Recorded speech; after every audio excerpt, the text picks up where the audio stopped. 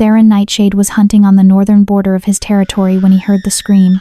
200 years of existence had taught him to distinguish between different types of screams: terror, pain, rage. This was all three, compressed into one raw sound that cut through the storm like a blade. It came from above, from Widow's Peak, technically Silver Pine Pack territory, but close enough to his borders that the sound carried. He looked up just in time to see a body fall. 300 feet. Straight down. A small figure in civilian clothes, arms flailing uselessly, disappearing into the churning white water of the Shadowvane River at the base of the cliff. The impact, even from a distance, was sickening. No one survived falls like that. No one. Theron's wolf urged him to investigate. This was technically not his business. Silver Pine Pack affairs were their own concern. But something about that scream, about the deliberateness of that fall, made him move.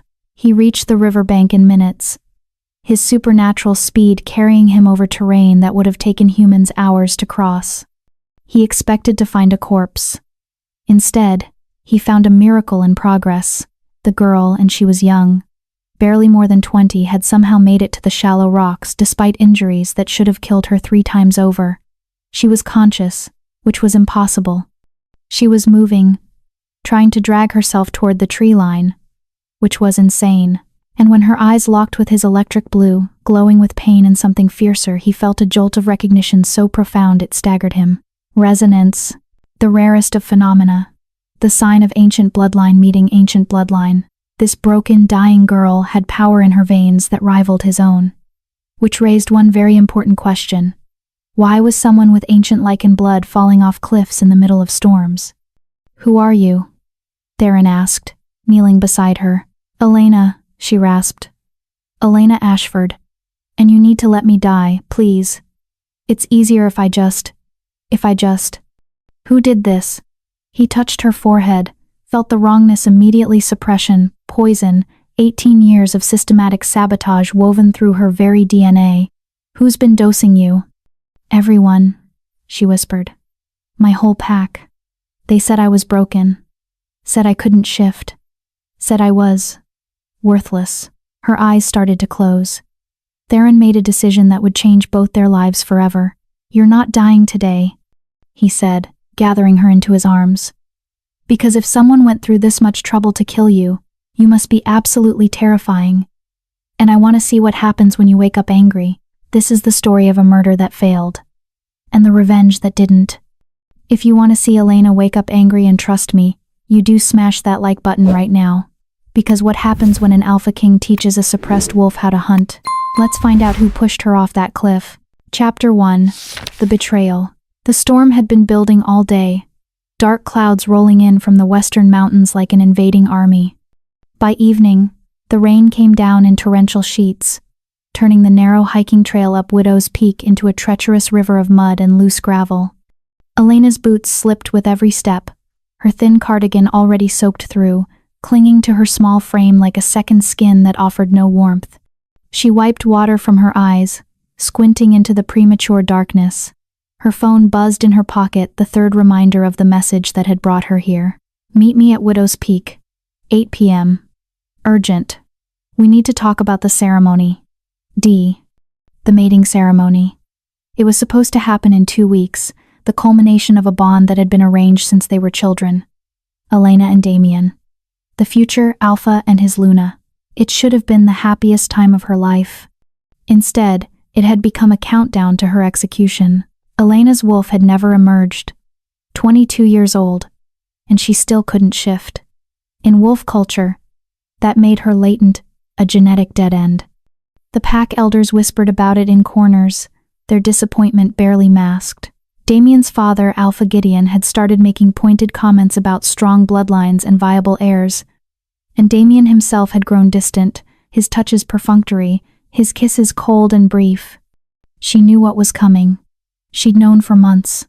But the coward in her had hoped, prayed that love would be enough, that the boy who had defended her against bullies, who had promised her forever under the old oak tree, would fight for her. "Damien?" she called out, her voice snatched away by howling wind. A figure materialized from behind a massive lightning-scarred pine tree. Damien stood with his hands shoved into the pockets of his expensive rain jacket, his dark hair plastered to his forehead. He looked like a statue carved from marble, beautiful, cold, and utterly unreachable. "You came," he said flatly. Not a greeting, just an observation. "Of course I came." Elena's teeth chattered as she spoke, though she wasn't sure if it was from cold or the growing dread in her stomach. She took a hesitant step forward. "Damien, what's wrong? Is it your father? Is the ceremony—" "My father is dying," Damien interrupted, his voice devoid of emotion. Water dripped steadily from his nose and chin. "The healers give him 3 months, maybe less. When he passes, I become alpha of the Silver Pine Pack." Elena felt her heart clench. "I'm so sorry. I know you two have had your differences, but the pack needs strength, Elena." He finally looked directly at her, and the emptiness in his gaze made her stomach drop. "They need an alpha who can provide powerful heirs. A Luna who can shift, who can fight, who can lead beside me when I go to war." The words hit her like physical blows. "We've talked about this," she said, hating how her voice wavered. "Dr. Castellan said my wolf could still emerge. Late bloomers aren't unheard of. My bloodline is pure. Damien. The Ashfords have been part of Silver Pine for 8 generations. It's not a late bloom." The cruelty in his voice was like a slap. "You're broken. Elena. You're a genetic anomaly. The elders have been patient, but patience has limits. I have limits." Elena took a step back, her heel catching on a root. Behind her, she could hear the roar of the river far below, swollen with rainfall, violent and hungry. "Damien, you're scaring me. What are you saying?" Movement in the shadows. Another figure emerged from the tree line, and Elena's blood turned to ice. Vivienne Blackthorn. Tall, willowy, with raven-black hair and amber eyes that gleamed with predatory satisfaction. She was the daughter of the Pax Beta, a powerful shifter in her own right, and Elena's former best friend, former being the key word. "He's saying he's done waiting," Vivienne purred, moving to Damien's side and threading her arm possessively through his. She looked at Elena with a mixture of pity and triumph that made bile rise in Elena's throat. The Silver Pine Pack can't afford a weak Luna. Damien needs a real wolf. He needs me. The betrayal was a knife twisting in Elena's chest. "Vivienne," she breathed, her voice breaking. You knew how much I loved him. We grew up together. We were like sisters." "Love is a luxury, Elena," Vivienne said, examining her manicured nails as if bored. "Survival is a necessity. Damien needs a mate who can give him strong pups, secure alliances, and fight beside him. You were always going to be left behind. I'm just accelerating the inevitable." "Vivienne is carrying my child," Damien stated, each word a hammer blow. "She's been pregnant for 6 weeks. It's my heir." The world tilted violently. Elena stared at them, rain mixing with the hot tears that suddenly streamed down her face. "Pregnant," she whispered, "but we were supposed to be mates." We rejected the bond," Damien said, taking a step toward her. His boots squelched in the mud. "The elders sanctioned it this morning in a closed session. Officially, you are no longer my intended mate. You are no longer the future Luna. You are no longer anything to this pack." Elena's pride, the last shred of dignity she had left, made her straighten her spine despite the pain threatening to break her in half. "Fine," she choked out. "I'll leave. Tonight. I'll go to the city, find work, start over. You'll never have to see me again." Damien shook his head slowly, and something in that gesture made true fear spike through Elena's veins. "I can't let you do that." "What?" Her voice came out small, childlike. "You know too much about our border agreements," Damien explained, his tone almost apologetic. "Almost. The deals with the Eastern packs, the weapons shipments, the territory disputes we've kept quiet. If you leave angry, if you talk to the wrong people, it could destabilize everything I've worked for. I would never." Elena backed up another step. The edge of the cliff was close now. Too close. Rocks skittered beneath her feet, tumbling into the darkness. "I would never betray the pack. Damien, you know me." "And you're popular," Vivienne added, her smile sharp as broken glass. The common pack members love you. If Damien exiles you, you become a martyr, a symbol of his cruelty. It weakens his rule before it even begins. We can't have that. Understanding crashed over Elena like a freezing wave. Her eyes widened in horror as she looked from Vivienne to Damien. No, she whispered. No, you can't be serious. It's tragic, really. Vivienne continued, her voice dripping with false sympathy. The grief-stricken girl, devastated by her inability to shift, distraught over losing her mate, takes a walk in the storm to clear her head. She ventures too close to the edge. The ground is slippery. She loses her footing. A terrible, terrible accident. Elena turned to run. She made it 3 steps before Damien moved. He was fast. Alpha blood made him supernaturally quick even in human form. His hand clamped around her wrist, jerking her backward. She screamed, twisting, trying to break free, but he was so much stronger.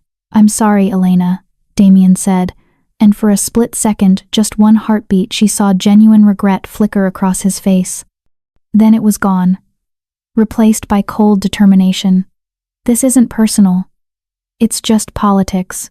He released her wrist and shoved both hands into her shoulders with the force of a battering ram. Elena's feet left the ground. Time seemed to stretch and slow. She saw Damien's face, illuminated by a flash of lightning, handsome, terrible, watching her fall with those dead gray eyes. She saw Vivienne behind him, one hand on her flat stomach, smiling. Then there was only the rushing wind, the freezing rain, and the terrible certainty of the rocks below. Elena screamed until her voice gave out. Her body twisted in the air, arms flailing uselessly. She caught a glimpse of the river white water churning like a living thing, littered with jagged boulders that jutted up like broken teeth. The impact was catastrophic. Her body hit the water at a brutal angle, and the cold was so intense it felt like fire. Water rushed into her nose, her mouth, her lungs.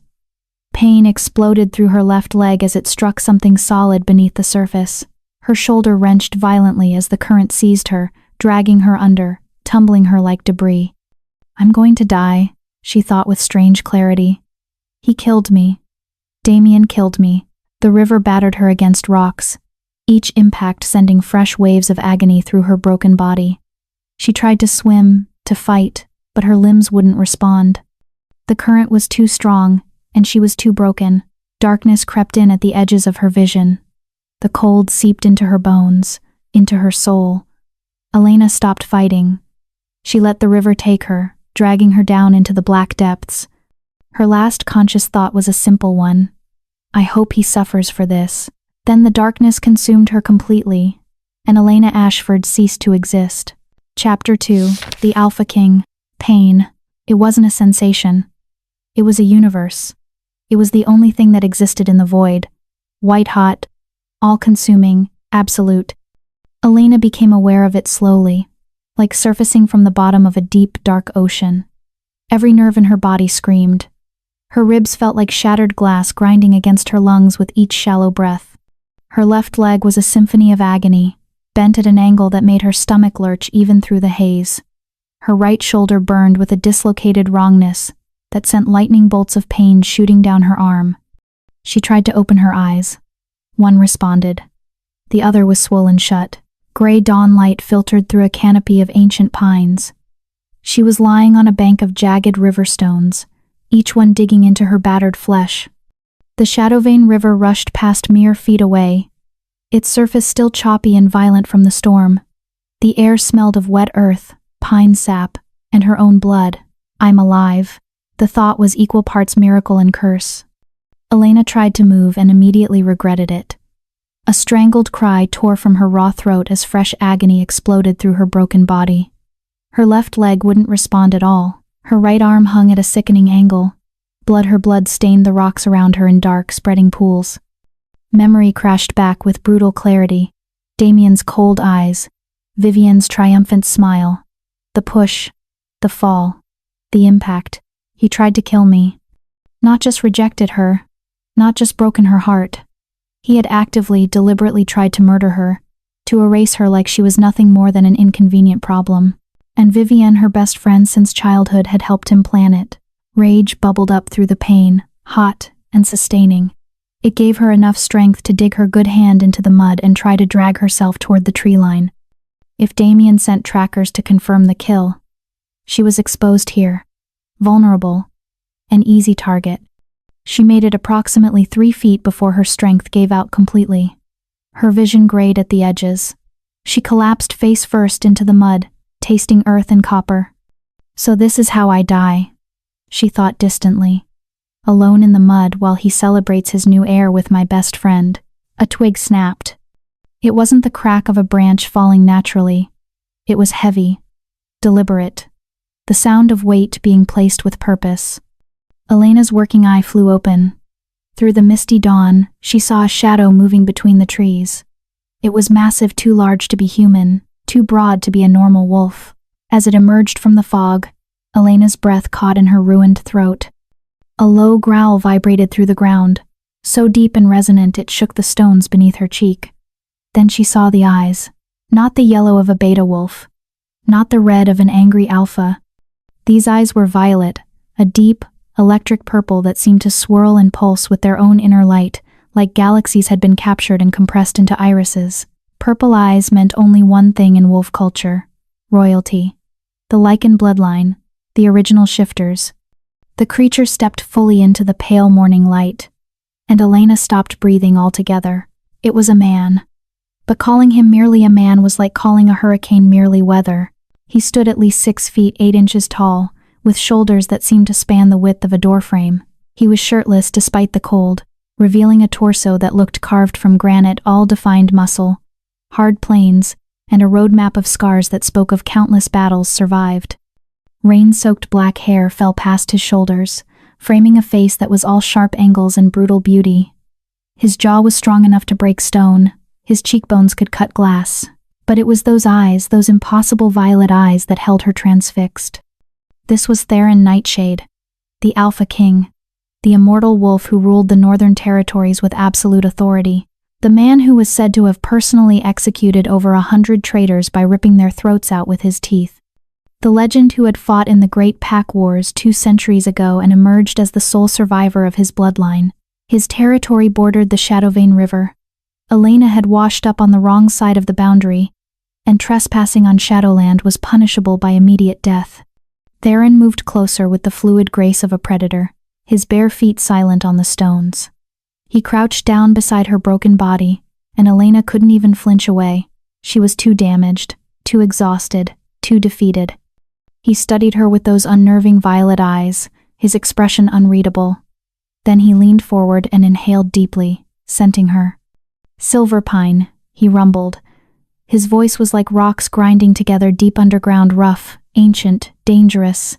"You smell like betrayal and wet dog." Elena tried to speak, but only a pathetic whimper emerged from her damaged throat. "Trespassing on Shadowland carries a death sentence," Theron continued conversationally, as if discussing the weather rather than her imminent execution. "The penalty is non-negotiable. I've killed for less." He reached out with one large hand. Elena flinched, expecting the killing blow, a quick snap of her neck, maybe, or claws through her heart. Instead, his rough fingers brushed the matted hair away from her forehead with surprising gentleness. He touched the gash there, still bleeding sluggishly, and the moment his skin made contact with hers, something extraordinary happened. Electricity. It wasn't a metaphor. Actual electrical current surged between them, hot, jarring, unmistakable. It shot through Elena's broken body like lightning, making her gasp. Every nerve ending that wasn't already screaming in pain suddenly lit up with a different sensation entirely. Recognition. Connection. Rightness.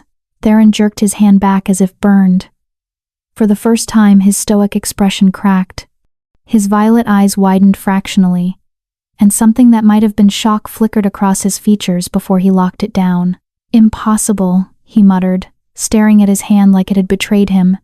He looked at her more carefully now, his gaze cataloging her injuries with clinical precision. The broken leg twisted at an unnatural angle. The dislocated shoulder. The ribs that were clearly fractured, possibly puncturing internal organs. The bruises blooming across her pale skin like grotesque flowers. The hypothermia setting in from the river's freezing temperature. His expression shifted from shock to something darker, colder, more terrifying, rage. But the rage wasn't directed at her. His gaze snapped up to the cliff face high above them, barely visible through the morning mist. His lip curled back from his teeth, and they were sharp, Elena noticed. Too sharp. His canines were already lengthening, the wolf rising to the surface in response to his fury. "Who did this to you?" he demanded. The command in his voice was absolute, laced with alpha authority that compelled obedience even from those outside his pack. "Damien," Elena whispered. The name tasted like ash and poison. Damien Cross. Alpha heir of Silverpine. Theron's eyes flashed brighter purple, nearly glowing now. "The boy who plays at being a leader," he said with utter contempt. "I should have killed his father years ago for the border violations. Seems the rot runs in the bloodline." He stood up to his full, intimidating height and looked around the forest, his senses expanding outward.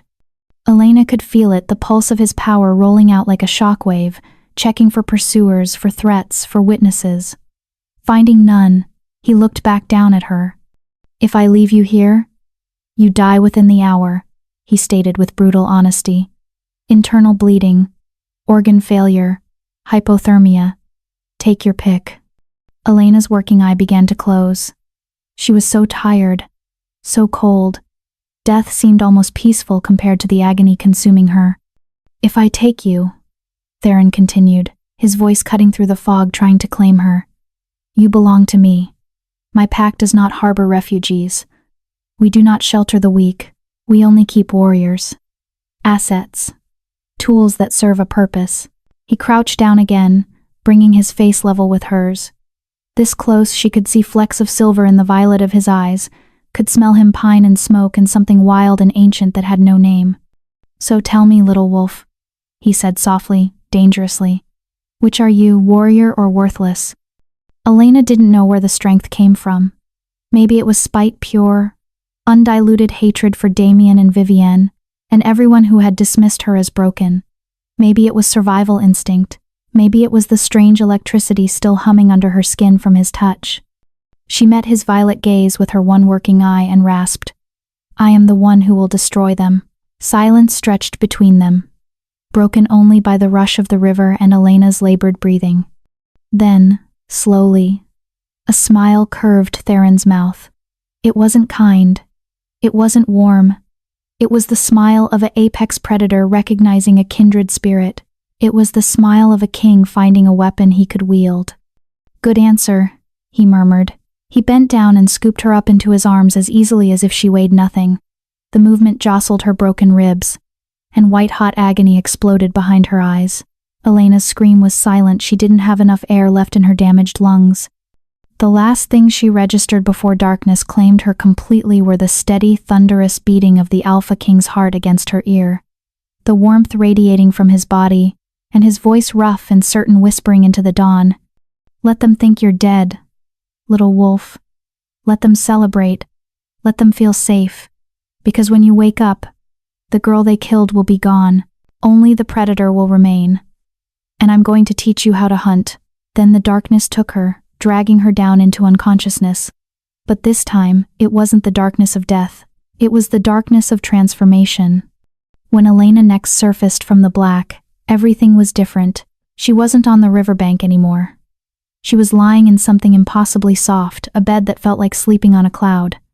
High thread count sheets, silk against her skin. The scent was different, too antiseptic, mixed with cedarwood and that wild, nameless smell she now recognized as Theron. She tried to open her eyes and found she could both of them this time. The swelling had gone down. A dull ache remained, but the excruciating pain had been muted to something almost bearable. The room around her was enormous. Floor-to-ceiling windows overlooked a dense forest shrouded in perpetual fog. The walls were dark wood paneling, minimal furniture, all of it expensive and masculine. A fireplace crackled in the corner, providing warmth. "Don't try to sit up," a new voice commanded. Elena turned her head carefully. A man in a white coat stood beside the bed, adjusting an IV drip connected to her arm. He was older, maybe 60, with silver-rimmed spectacles and kind but weary eyes.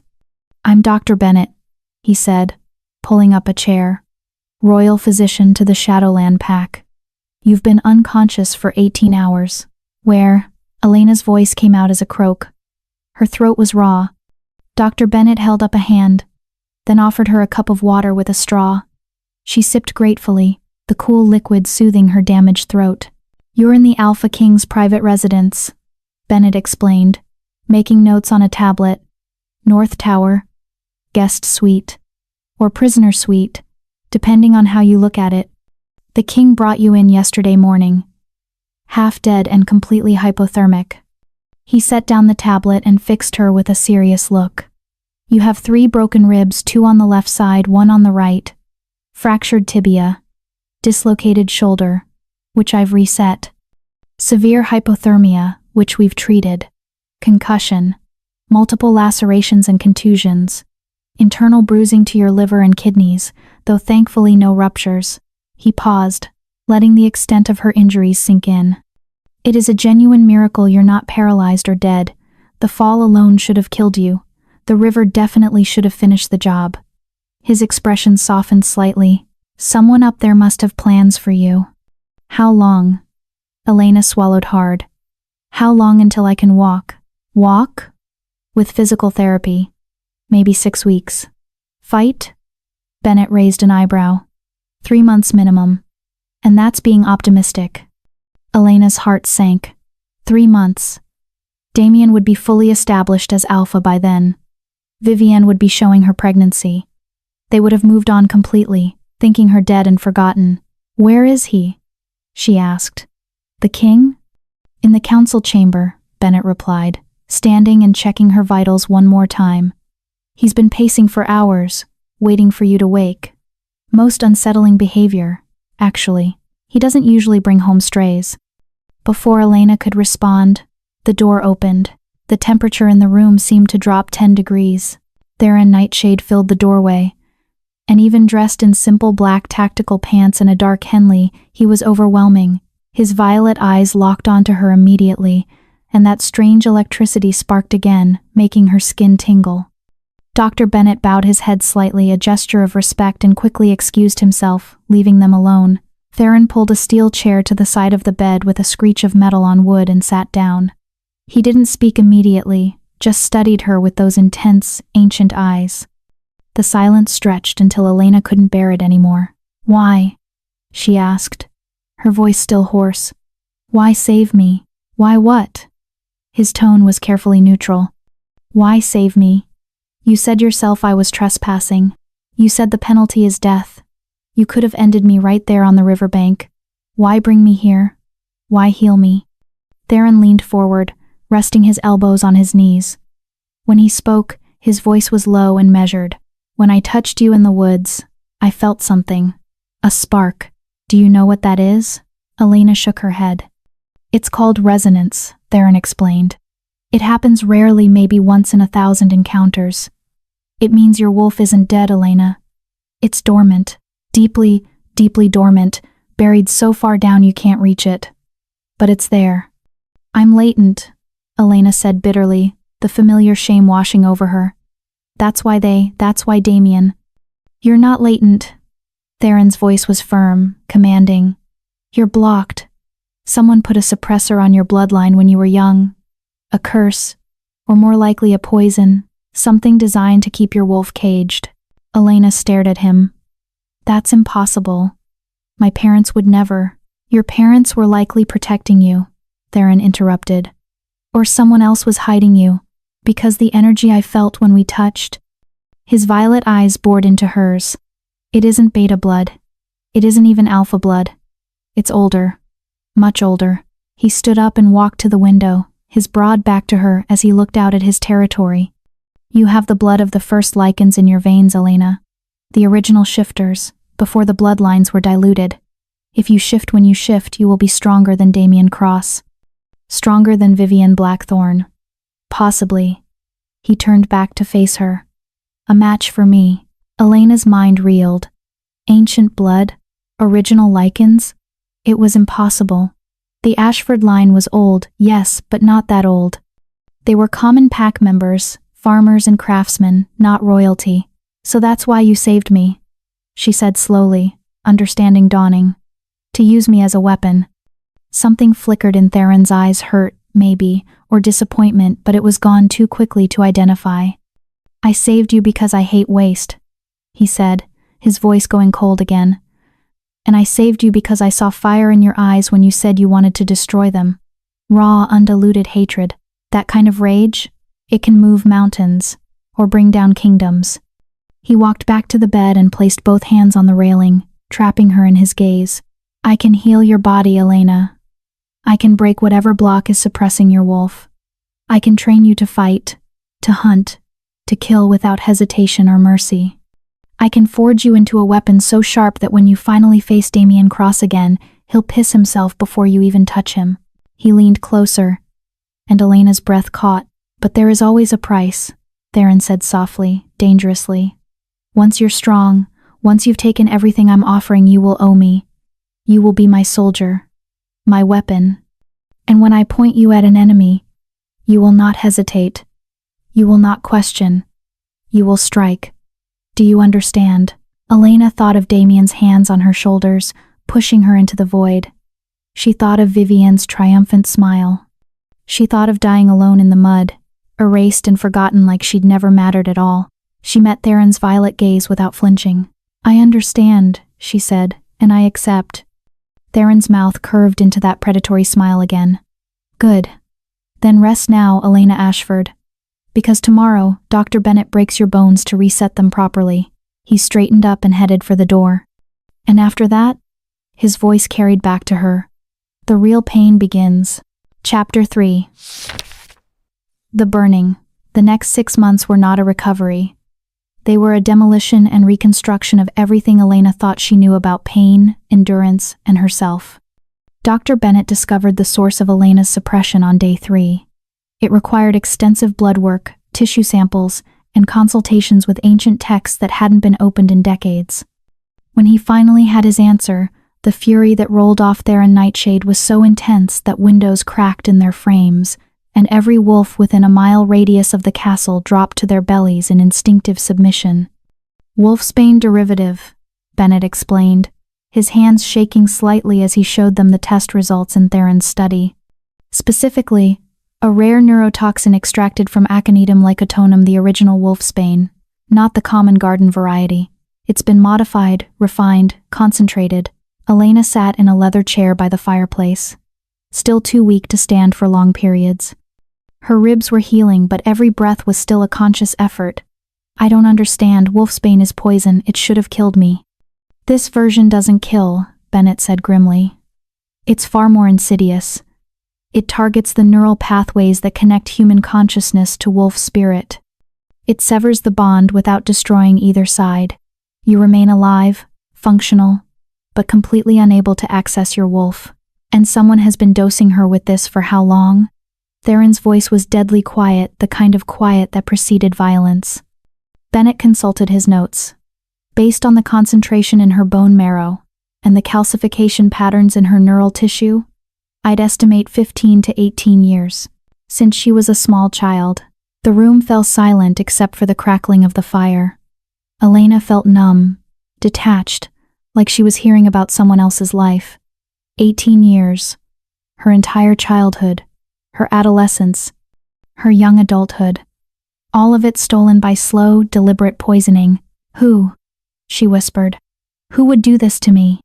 Someone with access to your food or drink, Bennett said. Someone you trusted implicitly. And someone with extensive knowledge of rare toxins and wolf physiology. This isn't something a layperson could create or administer. This required expertise. Theron moved to the window, his massive frame silhouetted against the gray afternoon light. The elders of Silverpine knew what she was, he said, his voice resonant with certainty. They feared an ancient bloodline female would threaten their patriarchal power structure, so they crippled her, kept her weak and dependent. He turned back to face them, and his violet eyes were blazing. They created the very narrative they wanted, the latent wolf, the genetic dead end. The girl not worthy of being Luna, and everyone believed it because they'd been conditioning the pack to see her that way for nearly 2 decades. Elena felt something hot and violent rising in her chest. Not just anger, rage. Pure, crystalline, focused hatred for every person who had smiled at her while slowly destroying her from the inside. "Can you remove it?" she asked Bennett, her voice steadier now. "Can you fix what they did?" Bennett grimaced. "Remove it, yes. Fix it? That's more complicated. The toxin has to be flushed from your system through chelation therapy. It's going to be..." He searched for the right word. "Unpleasant." "How unpleasant?" Elena pressed. The doctor exchanged a glance with Theron. "The process will feel like fire in your veins. Your body will try to reject the treatment. You'll experience fever, convulsions, hallucinations. We'll have to restrain you so you don't hurt yourself during the worst of it, and it will take weeks, possibly months, to fully cleanse your system. Do it," Elena said immediately. "Elena," Bennett started. "Do it," she repeated, her voice harder now. "I've spent 18 years being weak. I'm done. Whatever it takes. Dr. Bennett, start the treatment." Theron studied her from across the room, and for the first time since she'd met him, something like approval softened his harsh features. "You're certain? There's no shame in taking more time to heal from your injuries first." Elena met his violet gaze unflinchingly.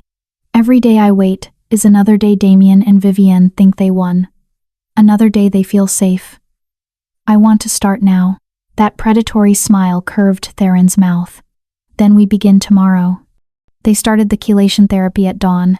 Dr. Bennett inserted an IV into Elena's arm and began the slow drip of the treatment solution, a cocktail of chelating agents, antitoxins, and what he described as aggressive cellular cleansers. For the first hour, nothing happened. Elena lay in the medical suite, watching the clear liquid flow into her veins, wondering if maybe it wouldn't be as bad as they'd warned. Then the fire started.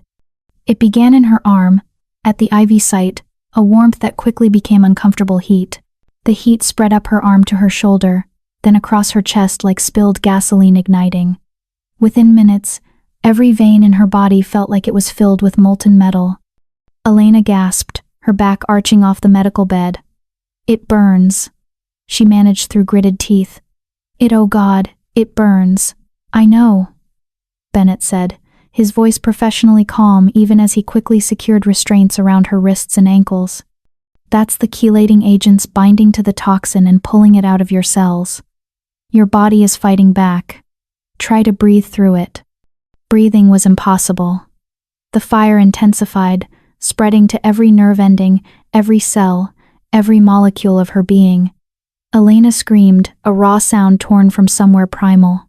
Her body convulsed against the restraints, muscles seizing and releasing in rapid succession. The door opened and Theron entered, his expression grim. He pulled a chair to the side of the bed and sat down without a word. "You don't have to stay," Elena panted between waves of agony. Sweat was already soaking through her hospital gown.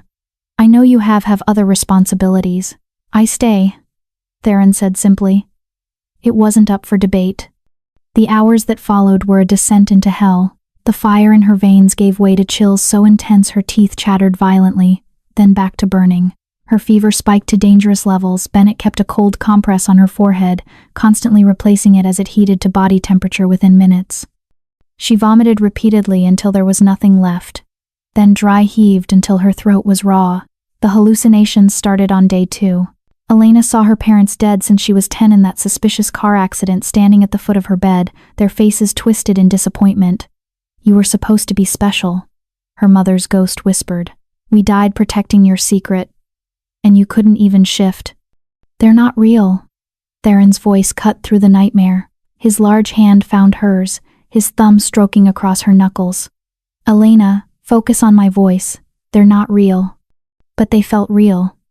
Everything felt real, and wrong, and impossible all at once. On day 4, she tried to claw the IV out of her arm, convinced it was a snake pumping venom into her body. Theron had to physically hold her down while Bennett sedated her. On day 7, she stopped recognizing people. Theron became Damien in her fevered mind. She screamed at him, begged him not to push her, pleaded for mercy that would never come. "I'm not him," Theron said over and over, his voice rough with an emotion she couldn't identify. "Elena, I'm not him. You're safe. You're here. You're going to survive this." Through it all, through the worst moments when she was certain she would die. When the pain was so intense she wanted to die, Theron stayed. He never left the medical suite. He slept in the chair beside her bed. He held her hand through the convulsions, and talked her through the hallucinations, and caught her when she thrashed so violently she nearly fell off the bed despite the restraints. On day 14, the fever broke. Elena woke to pale morning light streaming through the windows. The fire in her veins was gone. The hallucinations had stopped. She felt weak, wrung out, but clear in a way she'd never experienced before. Like someone had wiped dirt from a window she'd been looking through her entire life. Theron was asleep in the chair, his head tilted back at an uncomfortable angle, dark circles under his eyes. His hand was still wrapped around hers. "You stayed," Elena whispered, her voice hoarse from screaming. Theron's eyes opened immediately, snapping from sleep to full alertness in an instant. He sat up, studying her face with those intense violet eyes. "How do you feel?" "Like I was hit by a truck," Elena admitted. "But different. Better. Clearer." Bennett bustled in, alerted by monitors that showed her vitals had stabilized. He ran a series of tests, drew blood, checked her neural responses with a series of lights and reflex hammers. Finally, he sat back with a tired smile. "The toxin levels in your bloodstream have dropped by 93%. Your neural pathways are beginning to regenerate. Elena, I think we did it. Your wolf should start to surface within the next few weeks." Elena felt tears prick her eyes, the first tears she'd shed since arriving at Shadowland that weren't from physical pain. "Thank you," she whispered. "Both of you. I couldn't have." "You could have," Theron interrupted, standing up and rolling his shoulders to work out the kinks from 2 weeks of sleeping in a chair. "You're stronger than you know. The treatment just revealed what was already there." He moved to the door, then paused. "Rest today. Tomorrow we start physical training." "Tomorrow?" Bennett protested. "She needs at least a week to recover from the chelation process." "Tomorrow," Theron repeated, his tone brooking no argument. He looked at Elena. "You said you wanted to start immediately. Did you mean it?" Elena pushed herself up to sitting, ignoring the way her muscles trembled with the effort. "I meant it." "Good." That dangerous smile again. "Tomorrow morning. 6 a.m. The training courtyard. Don't be late." Elena wasn't late. She arrived at the training courtyard at precisely 6 a.m., dressed in the simple black training clothes that had been left in her room. Her body still ached from the chelation, and her injuries, though healing with supernatural speed now that the toxin was gone, still made certain movements painful. But she'd be damned if she showed weakness. The courtyard was a massive outdoor space carved from gray stone, surrounded by high walls. Training equipment lined the perimeter: weights, punching bags, weapons racks, sparring dummies. The ground was packed dirt and sand, designed to cushion falls. Theron was already there, dressed in fitted black training gear that displayed the full intimidating scope of his physique. He was wrapping his hands with athletic tape, moving with the casual grace of someone who'd done this 10,000 times before. "You came," he said, not looking up from his hands. "Did you think I wouldn't? I thought you might be smart enough to take the rest your body needs." He finished wrapping and finally looked at her. But intelligence and stubbornness rarely coexist. Elena bristled. "I'm fine." "You're not fine. You're running on spite and pride." Theron crossed the courtyard to stand in front of her. "But spite and pride can be useful fuel, if channeled correctly. So let's see what you're working with." He gestured to the open space. "Attack me." Elena blinked. "What?" "You heard me. Use whatever you've got. Attack me with the intention to hurt me." "I can't, I'm not trained." "Exactly." Theron's voice was cold, clinical. "You're not trained. You've spent your entire life being told you're weak, that you're broken, that you don't belong. And part of you still believes it. So prove me wrong. Attack me." Elena felt anger kindle in her chest. She stepped forward and threw a punch, awkward, telegraphed, all arm and no body weight behind it. Theron didn't even bother to block it. He simply moved his head 6 inches to the left and her fist sailed past his ear. "Pathetic," he said flatly. Again, Elena threw another punch. He caught her wrist mid-swing, twisted her arm behind her back, and had her face first against the stone wall before she could even process the movement. "You're fighting like a human," he growled in her ear, his body pressed against her back, using his weight to pin her. "Stop thinking. Feel. The wolf is instinct. It's hunger. Find the hunger, Elena." He released her. Elena spun around, and this time the anger was real. Hot, bubbling up from somewhere deep. She attacked again, multiple strikes, trying to be unpredictable. Theron blocked them all with minimal effort, but she noticed he had to actually move now. She was getting faster. "Better," he acknowledged. "But still too controlled. You're afraid of hurting me." "You're the Alpha King," Elena panted. "I couldn't hurt you if I tried." "Probably not," Theron agreed with infuriating calm. "But you're not even trying. You're pulling your punches.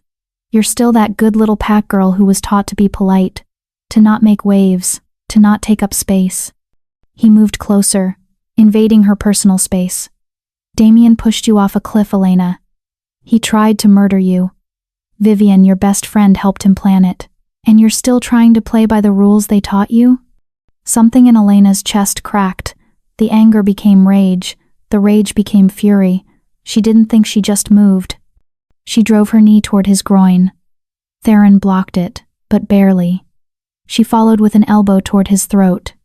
He caught her arm, but she used his grip as leverage to pivot and sweep his legs. It didn't work. He was too heavy, too stable, but the attempt was vicious. "There she is," Theron said, and there was something almost like pride in his voice. "There's the predator." They fought for another hour. Elena didn't land a single solid hit, but by the end she was moving faster, striking harder, reacting on instinct rather than thought. When Theron finally called a halt, she was drenched in sweat, gasping for air, her muscles screaming. "Tomorrow," Theron said, barely winded. "We do it again. And the day after that. And the day after that. Until your body remembers what your wolf already knows. You were built to fight." The training became Elena's entire world. 6 a.m. to 8 a.m. Hand-to-hand combat with Theron. 8 to 9, breakfast and recovery. 9 to noon, strength training and conditioning. Noon to 1, lunch. 1 to 4, weapons training, everything from traditional blades to modern firearms. 4 to 6, endurance runs through the forest. 6 to 7, dinner. 7 to 9, tactical studies, learning pack hierarchies, territorial law, combat strategy. 9 p.m., collapse into bed. Repeat. Every day, Elena got a little bit stronger, a little bit faster. The broken bones healed completely. The dislocated shoulder regained full range of motion. The bruises faded, and underneath it all, something else was waking up. She started noticing things she'd never noticed before. Her sense of smell sharpened. She could identify people by scent from 50 yards away. Her hearing became acute enough to pick up conversations through closed doors. Her night vision improved dramatically. Food tasted more intense. Colors seemed brighter. And the hunger Theron kept talking about? She felt it now. A restlessness under her skin, an itching need to run, to hunt, to chase. Her wolf was stirring, pushing against the barriers that had held it down for so long. 3 months into training, something shifted. Elena was sparring with Theron, moving through combinations they'd drilled 1,000 times. She threw a cross, he blocked. She followed with a hook, he ducked. She aimed a kick at his ribs. And suddenly she was fast. Not human fast. Not even alpha fast. She was moving at a speed that blurred the edges of the world. Her kick connected with Theron's ribs before he could react. The impact sent him staggering back 3 steps. They both froze.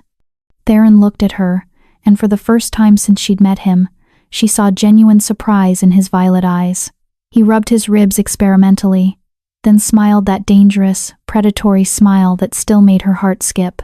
"Well," he said softly, "she wakes." That night, under the light of a full moon streaming through Elena's bedroom window, the fever hit. It wasn't the sickness of the poison. This was different. This was a burning that started in her marrow and radiated outward, consuming everything in its path. Elena's bones began to crack. to reshape, to elongate. She fell to the floor, screaming as her spine extended, her jaw reformed, her hands twisted into something new. The door burst open. Theron was there in seconds, dropping to his knees beside her. "Let it happen," he commanded, his voice taking on the alpha tone that compelled obedience. "Don't fight it, Elena. Accept the power. Accept what you are." Fur erupted from Elena's skin, white as fresh snow but tipped with silver that seemed to catch and reflect the moonlight. Her muzzle lengthened. Her teeth sharpened. Her human hands became powerful paws tipped with deadly claws. With a final, bone-shattering crack, the transformation completed. Standing in place of the girl was a wolf. But not just any wolf. Elena was massive, easily the size of a female alpha, possibly larger. Her coat was pristine white, fading to silver at the tips, making her look like she was carved from moonlight itself. And her eyes, when she finally opened them, glowed with electric blue fire. The white wolf threw back her head and howled. It was a sound of pain and triumph, of sorrow and joy, of death and rebirth. A sound that echoed across the mountains, carrying for miles, reaching all the way to the borders of Silver Pine Pack territory. In his new office, going through late-night paperwork, Alpha Damien Cross heard that howl. He paused, his pen hovering over a treaty document. Something about that sound made his blood run cold, made his wolf whimper and tuck its tail. He shook off the feeling and went back to work, dismissing it as paranoia. He should have listened to his instincts. Back in Shadowland, Theron stood slowly, his own beast pushing at the surface in response to the power radiating from Elena's wolf. His eyes glowed bright violet as he regarded the white wolf before him. "Beautiful," he murmured. "And terrifying." The white wolf looked at him with those electric blue eyes. Then, slowly, deliberately, she lowered her head, not in submission, but in respect, in acknowledgement. Theron reached out and placed his hand on her massive head, his fingers sinking into impossibly soft fur. "Welcome back," he said quietly. "We've been waiting for you." The white wolf huffed in response, a sound that might have been agreement or amusement. Then she threw back her head and howled again, a declaration of war. Let them hear her coming. Let Damien and Vivian know that death was on its way. Elena Ashford was dead. The white wolf had risen to take her place, and blood was about to be paid. Chapter 4. The Summit. The invitation arrived on midnight black parchment, sealed with the gold wax emblem of the High Council, a wolf's head surrounded by 7 stars, representing the 7 founding packs of the Northern Territories. The paper itself seemed to absorb light rather than reflect it, and the calligraphy was done in actual gold ink that shimmered when it caught the firelight. Elena stood in Theron's study, reading the formal script over his shoulder. The scent of him, pine and smoke, and that indefinable wildness had become as familiar to her as her own heartbeat over the past 6 months. "The Winter Solstice Summit," she read aloud. "To be held in the Citadel of Valoria on the eve of the longest night. All pack leaders and their chosen delegates are required to attend to renew territorial treaties and resolve outstanding disputes." Theron sat behind his massive oak desk, fingers steepled beneath his chin. He'd been staring at the invitation for the past 10 minutes with an expression Elena had learned to recognize as strategic calculation. "They'll be there," he said finally. "Not a question. Damien and Vivienne." Elena's voice was steady, but her hand clenched into a fist at her side. "He's officially Alpha now. His father died 3 weeks ago." "I'm aware." Theron's violet eyes flicked up to meet hers. "My intelligence network reported that Gideon Cross suffered a sudden heart attack in his sleep. Convenient timing, given that he'd been expressing concerns about Damien's leadership capabilities to the Elder Council." Elena's eyes widened. "You think Damien killed his own father?" "I think," Theron said carefully, "that Damien Cross is willing to remove anyone who stands between him and absolute power. His father, his former mate." He leaned back in his chair, the leather creaking. "Yes, they'll be at the summit. Damien needs to establish himself among the other pack leaders, and Vivian will be at his side, playing the devoted Luna." "Is she actually pregnant?" Elena asked, surprised by how little emotion the question stirred in her now. 6 months ago, the thought would have destroyed her. Now it was simply tactical information. "My sources say no." Theron's mouth curved into a cold smile. She announced a miscarriage 6 weeks ago. Very tragic. Very timely, considering she was never actually pregnant to begin with. She bought herself time to solidify her position, and now she can claim trauma as an excuse for not immediately producing an heir. Elena moved to the window, looking out at the perpetual fog that shrouded Shadowland. Her reflection in the glass showed someone she barely recognized. The fragile girl from 6 months ago had been burned away, replaced by someone harder, stronger, dangerous. Her white blonde hair was longer now, falling past her shoulders in waves. Her body had transformed from soft to lethal, all lean muscle and controlled power. But it was her eyes that had changed the most. They held a coldness that hadn't been there before. A predator's patience. When I see them, Elena said quietly, I'm going to want to shift. I'm going to want to rip out Vivian's throat and make Damien watch. Then I'm going to want to do the same to him. I know. Theron stood and crossed to stand behind her. He was close enough that she could feel the heat radiating from his body, but he didn't touch her. He never touched her anymore, not since the night she'd shifted for the first time. Something had changed between them that night. Something neither of them had acknowledged. But you won't. Elena turned to face him. Why not? Because violence is forbidden at the summit on penalty of pack, exile and execution, Theron said. The citadel of Valoria is neutral ground, protected by ancient magic and blood oaths older than any living wolf. If you attack them there, you'll be the one who suffers. He reached out and tucked a strand of hair behind her ear the first time he'd touched her in weeks. The contact sent electricity dancing across her skin, just like it had on the riverbank. Besides, he continued, his voice dropping lower, death would be too easy, too quick, too merciful. What I have in mind for them is far worse than a quick kill in a ballroom. Elena's breath caught. What do you have in mind? Theron's smile was absolutely wicked. We're going to destroy them slowly, publicly. We're going to let them see you alive, powerful, beautiful, and completely out of their reach. We're going to make them doubt everything. Make them paranoid. Make them wonder how much you know and who you've told. He moved past her to a cabinet and pulled out a velvet box. Tonight, we play with their minds. We plant seeds of doubt. We watch them crumble from the inside. He opened the box, revealing a necklace that made Elena's breath catch. It was a choker of black diamonds, each stone perfectly cut and radiating dark fire.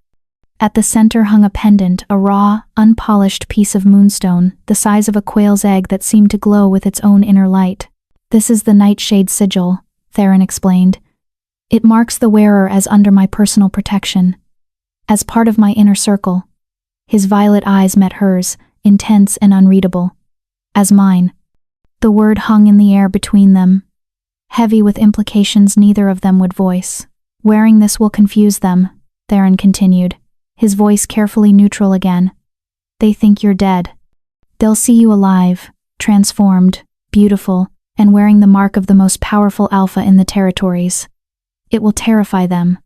They'll wonder what you've told me, what alliances you've made, what plans we've set in motion. Elena nodded slowly. Psychological warfare, the best kind. Theron moved behind her. May I?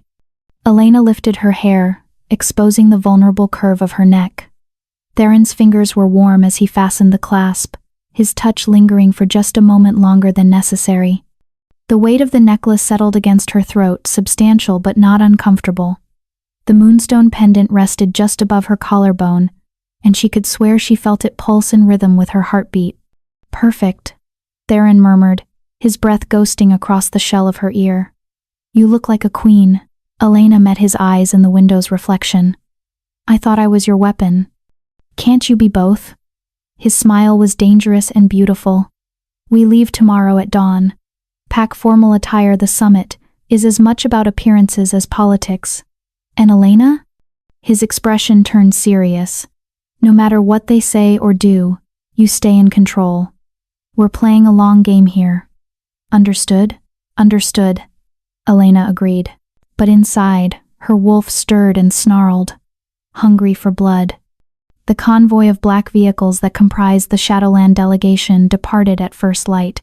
Elena rode in the lead SUV with Theron, while his elite guard 6 of his strongest warriors followed in 2 additional vehicles. The drive to Valoria would take most of the day, cutting through mountain passes and ancient forests that existed in a perpetual state of twilight. Elena wore traveling clothes, black tactical pants, boots, and a fitted leather jacket, but her formal gown hung in a garment bag in the back. She'd seen it when Theron's staff had delivered it yesterday. Silver silk that looked like liquid metal, with a slit up to mid-thigh and a back cut so low it was nearly scandalous. It was a dress designed to make a statement, to command attention, to make Damien Cross choke on his regrets. "Tell me about Valoria," Elena said, as they wound through the mountain roads. She'd never been to the neutral city pack. Members of her status weren't invited to summit events. Theron kept his eyes on the road, but she could tell he was pleased by the question. He'd been training her in politics and pack dynamics along with combat skills. "Valoria is the oldest city in the Northern Territories," he began. "It was founded by the first Lycan Council over 1,000 years ago as a place where disputes could be settled without bloodshed. The city itself is built on a convergence of ley lines, natural channels of magical energy. That energy powers the protection spells that make violence impossible within city limits." "Impossible?" Elena questioned. "Not just forbidden?" "Impossible," Theron confirmed. "If you try to shift with intent to harm, your wolf is suppressed.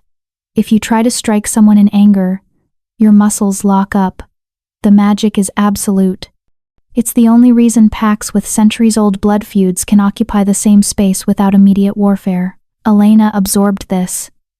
"So we really can't touch them." "Not physically. But words can wound just as deeply. Sometimes more so." Theron glanced at her. "You've gotten very good at finding people's pressure points during your tactical training. Tonight, you use those skills." They arrived in Valoria as the sun was setting, painting the marble city in shades of gold and crimson. The architecture was breathtaking, soaring spires, intricate archways, buildings that looked like they'd been carved from single pieces of stone rather than constructed. Everything gleamed, pristine and timeless. The summit venue was the Grand Citadel, a palace of white marble and gold that dominated the city's highest point. Theron's delegation was shown to a suite of rooms in the East Wing, lavish accommodations befitting his status as Alpha King. "You have 2 hours to prepare," Theron said as staff members unpacked their bags and laid out their formal attire. "The opening reception begins at sunset. That's where we'll make our entrance." Elena nodded and retreated to her assigned room to transform herself from warrior to weapon of a different kind. 2 hours later, Elena stood in front of a full-length mirror and barely recognized herself. The silver dress fit like it had been painted on her body, highlighting every curve that 6 months of brutal training had sculpted. Her white blonde hair had been styled in soft waves that cascaded over one shoulder, leaving the other bare to showcase the nightshade sigil at her throat. Her makeup was subtle but devastating, smoky eyes that made the blue seem even more electric, lips painted a shade that looked like dark wine. She looked dangerous, powerful, nothing like the broken girl Damien had pushed off a cliff. A knock at the door. "It's time," Theron's voice called. Elena took a deep breath, channeling the wolf's confidence into her human form, and opened the door. Theron stood in the hallway wearing a black suit so perfectly tailored it looked like a shadow given form. His dark hair was pulled back, exposing the sharp angles of his face. His violet eyes widened fractionally when he saw her, the first genuine surprise she'd seen from him in weeks. "You look..." He trailed off, seeming to struggle for words. "Lethal." Elena smiled. "Good." Theron offered his arm, and she took it, feeling the solid strength of him beneath the expensive fabric. "Remember," he said as they walked toward the grand ballroom, "we're here to observe and unsettle. Let them come to us. Let them make the first move. And if they don't approach us?" Elena asked. "They will," Theron said with absolute certainty. "Curiosity will eat them alive. They'll have to know who you are and how you survived." The doors to the grand ballroom were 20 feet tall, carved from ancient oak and inlaid with gold. 2 guards, neutral wolves sworn to the council, pulled them open as Theron and Elena approached. The noise of the reception washed over them. Hundreds of conversations, the clink of crystal glasses, the subtle undercurrent of power that came from having so many dominant wolves in one space. The ballroom itself was spectacular vaulted ceilings painted with constellations, massive chandeliers dripping with crystals, and floor-to-ceiling windows that overlooked the city below. The crowd was a sea of designer gowns and expensive suits, each pack's colors and symbols displayed with varying degrees of subtlety. Elena recognized banners from packs she'd only heard about in stories. The Ironwood pack from the eastern forests, the Stormcrest pack from the northern tundra, the Crimson Fang pack from the southern deserts. And there, near the center of the room, standing beside a buffet table laden with delicacies, were Damien and Vivienne. Damien looked older than Elena remembered. There were dark circles under his eyes, and his formal tuxedo, while expensive, hung a bit loosely on his frame, as if he'd lost weight. He was holding a glass of wine with a white-knuckled grip, laughing at something another alpha was saying, but the laugh didn't reach his eyes. Beside him, Vivienne wore a gaudy red satin gown that was cut too low and adorned with too many jewels. She was rubbing her flat stomach, ostentatiously performative grief for the child that had never existed. But Elena's enhanced senses picked up something the old her would have missed. Vivienne smelled wrong. Stressed. The scent masking herbs she'd used couldn't quite cover the chemical tang of anxiety. "Ready?" Theron murmured. Elena lifted her chin. "Let's make an entrance." They descended the grand staircase into the ballroom. The effect was immediate. Conversations faltered. Heads turned. Every dominant wolf in the room felt Theron's power like a physical pressure, and instinct made them look. But it was Elena they stared at. Whispers started immediately, rippling through the crowd like wind through wheat. "Who is that? I've never seen her before. Look at the necklace she's wearing, the Nightshade sigil. Is she the Alpha King's mate? She's stunning." Theron led Elena through the crowd with the effortless confidence of someone who'd been doing this for centuries. Lesser alphas dipped their heads in respect as he passed. Betas scrambled to get out of his way. And Elena, on his arm, felt the weight of hundreds of eyes assessing her, wondering about her, trying to determine her place in the pack hierarchy. They made their way toward the section where the most powerful alphas congregated, the inner circle of wolves who actually made decisions rather than just following them. And that path led them directly past Damien and Vivienne. Theron, as if suddenly noticing them, paused. "Alpha Cross," he said, his voice carrying just enough to be heard by those nearby but not so loud as to draw attention. "I heard about your father's passing. My condolences."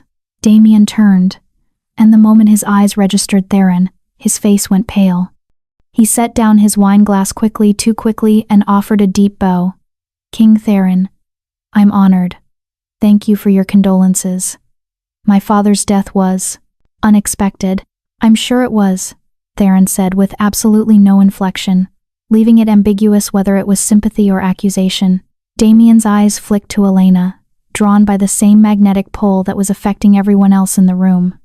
He looked at her face, and she saw recognition flicker. She had the same bone structure, the same basic features as the girl he'd known. But the similarities stopped there. The Elena he'd known was soft, uncertain, forgettable. The woman before him was carved from ice and moonlight, dripping in diamonds that cost more than his entire pack house. "I don't believe we've met," Damien said slowly, his voice uncertain. "I'm Alpha Damien Cross of the Silverpine Pack." Elena let the silence stretch just long enough to be uncomfortable before offering her hand. "Elena Ashford," she said clearly. No title, no pack affiliation, just her name, the name of the girl he'd murdered. Damien's face went from pale to ashen. The wine glass he'd set down tipped over, red liquid spreading across the white tablecloth like blood. His hand shook as he reached for hers, but he didn't take it. He just stared, his mouth opening and closing soundlessly. "Are you quite all right, Alpha Cross?" Theron asked with false concern. "You look like you've seen a ghost." Vivienne pushed forward, her amber eyes narrowing with suspicion and jealousy. "Elena Ashford," she said, her voice sharp. "That's an interesting name. We had a pack member with that name. She died tragically several months ago. Fell off a cliff during a storm." Elena met Vivienne's gaze without flinching, and she let just a hint of blue fire flash in her eyes, a wolf's eyes in a human face, visible only for a second. "How terrible," she said, her voice cool and smooth. "I'm sure her death weighs heavily on those responsible." The emphasis on responsible was subtle but unmistakable. Vivian's face hardened. It was an accident. A tragedy. She was troubled. Couldn't shift. We all tried to help her. But I've heard that story, Elena interrupted, her smile sharp as broken glass. The troubled girl who couldn't shift. The sympathetic pack that tried so hard to help. The tragic accident that was so very convenient for those who benefited from her death. She stepped closer to Vivian, invading her personal space in a way that made the other woman instinctively retreat. But I wonder, do you think the dead stay dead? Do you think betrayal goes unpunished? Do you think gravity is the only thing that doesn't lie? The last phrase, the exact words from the moment Damien had pushed her, hit its mark. Damien stumbled backward, actually stumbling, his face a mask of terror. "It's not possible," he whispered. You can't be. Can't be what?" Elena asked innocently. "Alive? Powerful? Standing here wearing the mark of the Alpha King while you barely hold together a territory that's rotting from the inside out?" Theron placed a possessive hand on the small of Elena's back. "Careful, my dear," he said, though his eyes gleamed with approval. "You're being rude to our hosts. My apologies," Elena said, not sounding apologetic at all. She looked directly at Damien. "It's just that I have very little patience for weak leaders who make tragic mistakes. Don't you agree, Alpha Cross?" Damien couldn't speak. He was hyperventilating, his eyes wild, looking between Elena and Theron like he was trying to solve an impossible puzzle. "We should go," Vivian hissed, grabbing Damien's arm. "You need air. You've been working too hard." "Oh, I don't think it's overwork," Elena said pleasantly. "I think it's guilt. Guilt is such a heavy burden, isn't it? It keeps you up at night. Makes you see things that aren't there. Makes you paranoid. Makes you wonder if that tragic accident you arranged was quite as final as you thought." She leaned in close enough to whisper, her voice audible only to Damien and Vivian. "Sleep well, Alpha Cross. Try not to have nightmares about cliffs and rivers and the wolves who don't stay dead." Then she straightened, smiled brilliantly, and took Theron's arm. "Shall we, my lord? I believe the Eastern delegation wanted to meet you." As they walked away, leaving Damien and Vivienne in the wreckage of their composure, Elena heard Damien's desperate whisper. "It was her. I know it was her. Those eyes, her voice, it's Elena." "Elena is dead," Vivian hissed back. "You're being paranoid. That's just some woman with the same name. It's a coincidence." "There are no coincidences." Damien's voice was rising, attracting attention. "She knows. She knows everything. How else would she know about the cliff? About gravity?" Their voices faded as Elena and Theron moved deeper into the crowd. "You did well," Theron murmured in her ear. "Very well. You planted the seeds perfectly. Now we let them grow." Elena smiled, but it wasn't a kind expression. "That felt better than I expected." "Revenge always does," Theron said. "But remember, this is just the beginning. Tomorrow is the ceremonial hunt. That's where things get interesting." "What happens in the hunt?" Elena asked. Theron's smile was absolutely predatory. "You'll see. But I suggest you get a good night's sleep. Tomorrow, you're going to need all your strength." As the reception continued around them, Elena felt her wolf stirring beneath her skin, eager and hungry. She caught one last glimpse of Damien across the ballroom. He was being led away by Vivienne, looking over his shoulder at Elena with the wide-eyed terror of a man who'd just realized his past had caught up with him. Good, Elena thought viciously. Let him be afraid. Let him lie awake tonight wondering if she was real or a hallucination. Let him doubt everything. Because tomorrow, in the woods, she was going to show him exactly how real she was. And exactly how big a mistake he'd made. Chapter 5. The Hunt. Elena woke before dawn to the sound of rain against the windows. For a disorienting moment, she was back on Widow's Peak, standing in the storm with Damien's cold eyes watching her fall. Then reality reasserted itself. She was in Valoria, in a bed that cost more than most people's houses, and the girl who had fallen was dead. The predator who'd risen in her place stretched and rose. The traditional hunt was scheduled to begin at first light. Elena dressed in the provided gear, black leather hunting pants that allowed full range of motion, a fitted tactical vest, and boots designed for both running and combat. A compound bow was waiting for her, along with a quiver of arrows, though she knew her real weapon was the beast beneath her skin. Theron was already in the common area of their suite, studying a topographical map of the hunting grounds spread across the table. He looked up when she entered, his violet eyes assessing her with the critical gaze of a commander evaluating his soldier. "Sleep well?" he asked. "I dreamed of blood," Elena replied honestly. Theron's mouth curved into a dark smile. "Good. Keep that edge." He gestured to the map. "The hunt takes place in the Whispering Pines, 10,000 acres of old-growth forest maintained by the council specifically for this purpose. The prey is released at dawn. Stags, boars, and this year, 3 convicted criminals who chose trial by hunt rather than execution." Elena raised an eyebrow. "We're hunting people?" "Criminals who prey on pack members," Theron clarified. "Rogues who've killed without cause. They're given a head start in basic supplies. If they survive until sunset, they earn exile rather than death. They never do." He pointed to a section of the map. Damien entered the deep woods section. "My scouts report he's been drinking since the reception last night. He's reckless, emotional, and desperate to prove himself after your performance yesterday. He wants to kill something to remind himself he's still a man. Is he alone?" Elena's voice was carefully neutral, but her wolf was already snarling, eager. "Vivian is with him."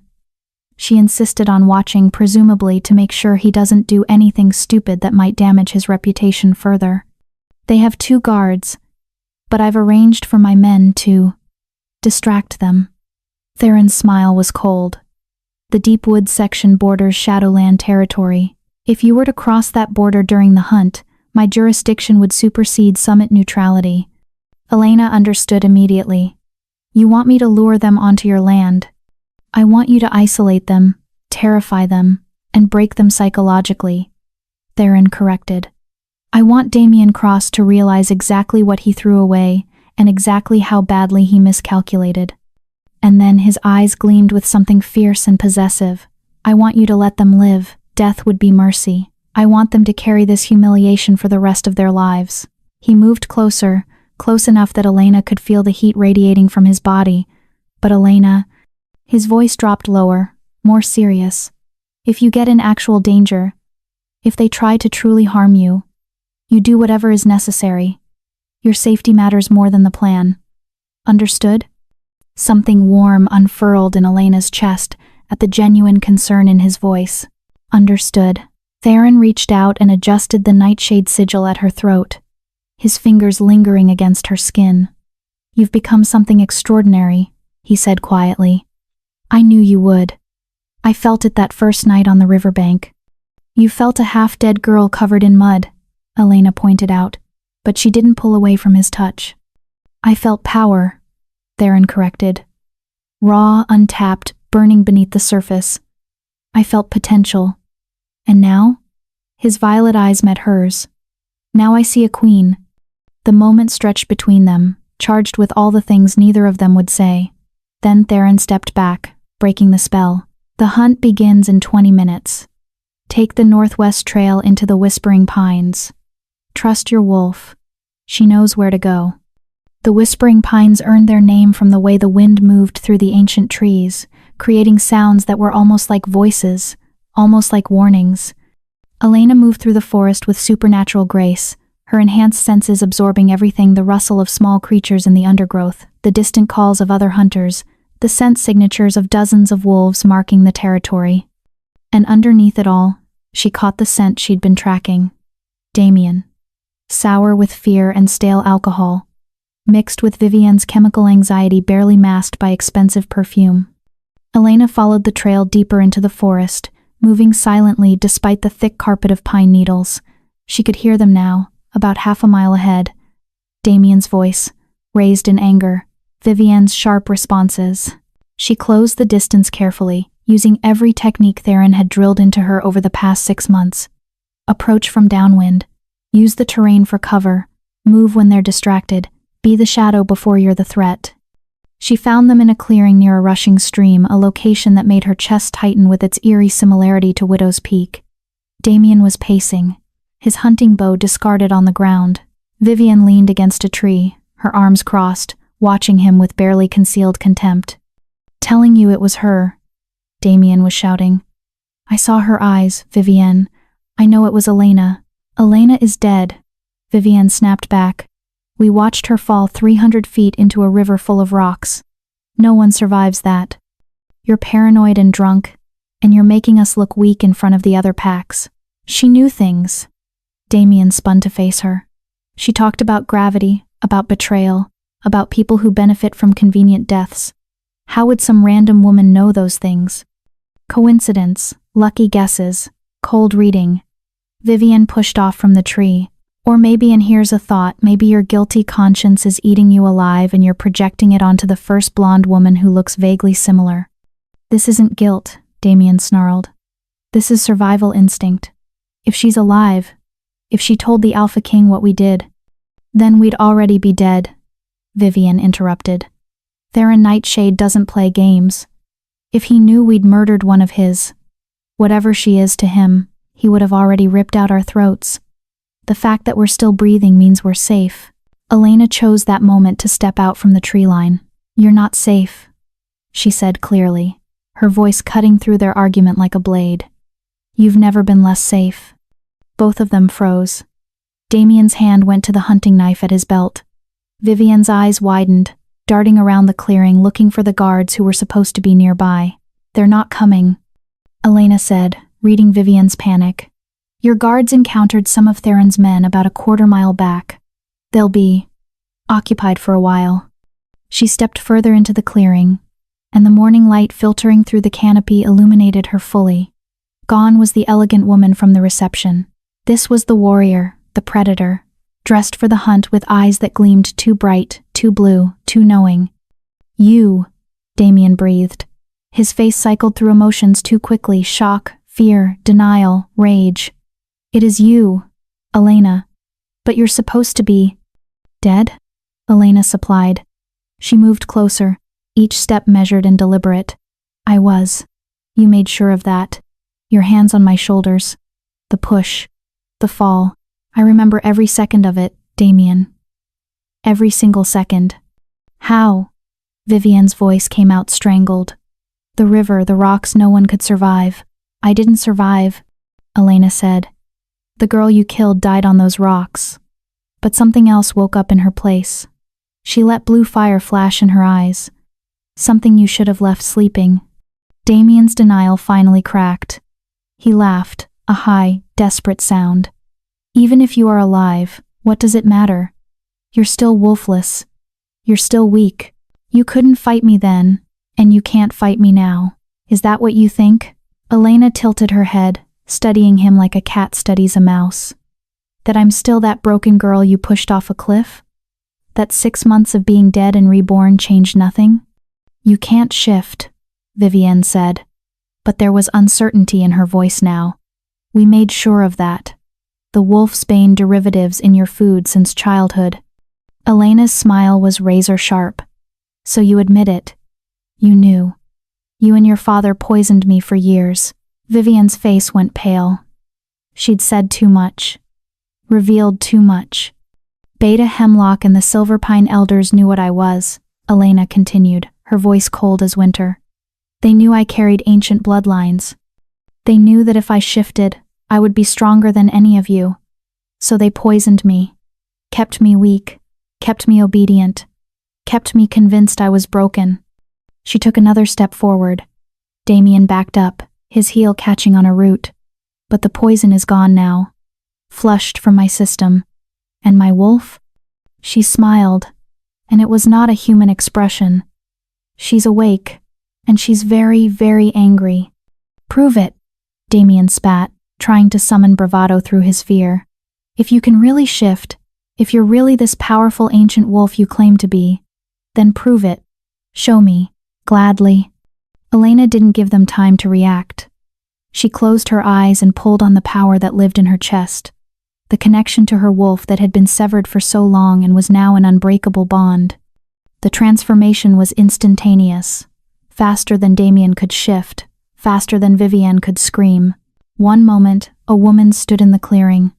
The next, there was an explosion of silver light, and the sound of bones restructuring that echoed like gunshots. When the light faded, the white wolf stood in Elena's place. She was enormous, standing nearly 6 feet at the shoulder, larger than any female wolf either of them had ever seen. Her coat was pristine white, fading to silver at the tips, making her look like she'd been carved from moonlight and winter itself. Her eyes, those electric blue eyes, burned with intelligence and rage. Her teeth were visible, long and sharp and promising violence. Damien fell backward, scrambling away from her. "Impossible," he whispered. "You can't be, that's not possible." The white wolf stalked toward him, each step deliberate, claws scoring deep grooves in the earth. She was massive enough that when she stood over Damien's fallen form, she blocked out the sun entirely, casting him in her shadow. A low growl rumbled from her chest, so deep and resonant it vibrated through the ground. It was the sound of an apex predator, an ancient thing, something that belonged in myths and nightmares rather than the modern world. Vivienne tried to run. The white wolf was faster. She appeared in Vivienne's path before the woman had taken 3 steps, moving with supernatural speed that left after images. Vivienne screamed and fell to her knees, her hands up in a useless gesture of submission. The white wolf shifted back to human form, the transformation flowing like water. Elena stood naked in the clearing, unashamed, powerful, terrible in her beauty. She crouched down in front of Vivienne, getting close enough that they were breathing the same air. "You wanted to be Luna," Elena said softly, her voice still carrying an undertone of the wolf's growl. "You wanted the power, the status, the title. You were willing to betray your best friend, help murder her, lie about a pregnancy, all for power you thought you deserved." She leaned even closer. "So look at me, Vivienne. Look at real power. This is what you were trying to suppress. This is what you were afraid of." Vivienne was sobbing now, mascara running down her face in black rivers. "Please," she choked out. "Please, I'm sorry. I didn't know." "You're not sorry," Elena interrupted. "You're just sorry you got caught. You're sorry your plan didn't work. You're sorry that the girl you tried to erase came back stronger than you could ever be." She stood up and walked to where Damien was still on the ground, staring at her with wide, terrified eyes. She crouched beside him, and when she spoke, her voice was ice. "You pushed me off a cliff because you thought I was weak, because your father and the elders convinced you I was worthless, because you were too much of a coward to see my value." She grabbed his chin, forcing him to meet her burning blue gaze. "But here's what you didn't know, my parents died protecting my secret. They died because Beta Hemlock discovered what I was, and had their brakes cut to prevent them from taking me to healers who could break the suppression." Damien's eyes widened in horror. "Elena, I didn't know, I swear I didn't know about your parents." "Does it matter?" Elena asked. "You still pushed me. You still tried to kill me. You still chose power over love, over honor, over basic decency." She released him with a shove that sent him sprawling. "And now you get to live with that choice." She stood up, her body beginning to shimmer with the pre-shift glow. "I'm not going to kill you. Death would be too easy, too quick, too merciful. Instead, I'm going to let you live. I'm going to let you go back to your failing pack, to your rotting territory, to your position that's slipping through your fingers. And every day, you're going to remember this moment. You're going to remember what you threw away. What you could have had if you'd just been brave enough to fight for me instead of killing me." Damien was openly weeping now. "Please, Elena. I'm sorry. I'm so sorry. Give me another chance. I'll reject Vivienne. I'll tell everyone the truth. You'll do nothing," Elena said coldly. "Because if you breathe one word about me being alive, if you try to use this information against Theron, if you do anything except slink back to Silverpine and pray I never think about you again." She let her eyes flash bright blue. Let the wolf rise close enough to the surface that her teeth lengthened. Her nails became claws. "I will come back. And next time, I won't be interested in mercy." A twig snapped at the edge of the clearing.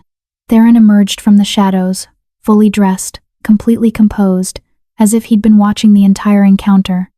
His violet eyes swept over the scene, Elena standing naked and powerful, Damien and Vivienne broken on the ground, and satisfaction curved his mouth. "I believe you've made your point," he said, moving to Elena and draping his jacket over her shoulders. The gesture was both protective and possessive. "The summit hunt is nearly over. We should return before your absence is noted." He looked down at Damien with utter contempt. "Alpha Cross, a word of advice. If you're asked about your hunt today, I suggest you claim you saw nothing of interest. Because if rumors start spreading about a white wolf in the Whispering Pines, if anyone starts asking questions about Elena Ashford being alive," his smile was absolutely terrifying. "Well, accidents happen all the time in the wild, don't they? And I would hate for you to suffer another tragic loss. Perhaps a fatal hunting accident this time." Damien nodded frantically, unable to speak. Theron's gaze shifted to Vivienne. "And you, Lady Blackthorn, I suggest you learn to control your tongue. The secret you just revealed about the poisoning, about the conspiracy, has been recorded by multiple sources. If anything happens to Elena, if any harm comes to her or to me, that evidence will be released to all the pack leaders. You'll be tried for attempted murder of an ancient bloodline. The penalty for that is death by burning. Do you understand?" Vivienne nodded, still sobbing. "Excellent." Theron wrapped an arm around Elena's shoulders and turned her toward the trail that led back to Valoria. "Come, my dear. Let's leave the trash where it belongs." As they walked away, Elena heard Damien's broken whisper. "What have we done? What have we done?" "Good," she thought viciously. "Let them drown in their guilt. Let them destroy themselves from the inside out." They were halfway back to the Citadel when Elena finally spoke. "Thank you for letting me handle it my way." Theron glanced at her, his expression unreadable. "You didn't need my help. You were magnificent, terrifying and magnificent." "I wanted to kill them," Elena admitted. "My wolf wanted blood. It took everything I had to walk away. That's what makes you dangerous," Theron said. "Not the rage. Anyone can be ruled by rage. It's the control, the discipline to choose strategy over satisfaction. That's what separates predators from monsters." They walked in silence for a moment before Theron added, "But for what it's worth, if you had killed them, I would have supported your decision, would have helped you hide the bodies, would have told the council whatever story was necessary." Elena stopped walking and turned to face him. "Why?" she asked. "Why do all of this for me? The rescue, the training, the political maneuvering. What do you get out of it, Theron?" Theron was quiet for a long moment, his violet eyes searching her face. When he finally spoke, his voice was softer than she'd ever heard it. 6 months ago, I found a broken girl on a riverbank. I could have walked away. Should have, probably. But when I touched you, when I felt that spark, something in me recognized something in you. Not just the ancient blood, not just the power. He reached out and cupped her face, his thumb brushing across her cheekbone. I recognized a kindred spirit, someone who'd been betrayed and broken and left for dead, someone who refused to stay down. His expression grew more intense. "I've been alone for a very long time, Elena. Centuries. I've had alliances, relationships, even marriages of convenience, but I've never had an equal. Someone who could stand beside me instead of behind me. Someone who could match my strength with their own." Elena's breath caught. "Theron." "I'm not asking for anything," he interrupted quickly. "I'm not demanding anything in return for what I've given you. You owe me nothing but the service we agreed upon. But I need you to know." He paused, seeming to struggle with words. "You are not a weapon to me. You are not a tool. You are—" A howl cut through the forest. Then another. The hunt was ending, calling all participants back to the Citadel. Theron dropped his hand and stepped back, the moment breaking. "We should go. They'll be expecting us at the closing ceremony." Elena wanted to press, to make him finish that sentence, but she could see he'd already retreated behind his walls again, so she simply nodded and fell into step beside him. But as they walked back toward Valoria and the final summit events, Elena's mind was reeling. Not from the confrontation with Damien and Vivienne that had been cathartic but ultimately just a step in a longer plan. No, she was reeling from Theron's almost confession, from the vulnerability she'd seen in his eyes, from the realization that whatever was building between them was more than just an alliance of convenience, and from the terrifying knowledge that she was starting to feel the same way. The closing ceremony of the Winter Solstice Summit was held that evening in the Grand Ballroom. All pack leaders assembled to renew their territorial oaths and sign the updated treaties that had been negotiated over the 3-day event. Elena stood beside Theron as he signed the Shadowland Accords, presenting a unified front to the other packs. She noticed Damien and Vivienne across the room, both looking haggard and defeated. Damien couldn't meet her eyes. Vivienne stared at the floor. Good, Elena thought. Let them suffer. After the ceremony concluded, as pack delegations began preparing for their departures the following morning, a messenger approached Theron with an urgent missive. Elena watched his expression darken as he read it. What's wrong? She asked quietly. News from Silver Pine, Theron said grimly. Beta Hemlock has been found dead in his office, apparent suicide wolfsbane poisoning, but the circumstances are suspicious. Elena felt ice slide down her spine. Someone killed him to silence him. That would be my assessment, Theron agreed. He looked at her seriously. The conspiracy runs deeper than we thought, Elena. Hemlock was a pawn, not the mastermind. Someone else orchestrated your suppression. Someone with more power and more to lose. Who? Elena demanded. That, Theron said darkly, is what we're going to find out. But we'll need to be in Silver Pine to do it. It's time to go home. Elena's wolf stirred at the word home. Not Silver Pine that had never truly been home, but the idea of returning to confront the rest of the conspiracy, to finally get justice not just for herself but for her parents that resonated deep in her soul. When do we leave? She asked. Theron's smile was cold and dangerous. Tomorrow. We're going to pay your old pack a visit. And this time, we're not leaving until we've burned out every last bit of rot. Chapter 6. The Return. The convoy of black SUVs tore through the muddy roads, leading to Silver Pine territory like a funeral procession, or an invading army.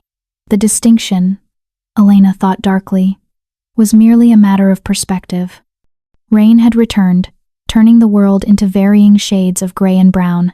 Elena sat in the back of the lead vehicle beside Theron, watching the landscape transform from the pristine forests of Shadowland to the deteriorating territory of her former pack.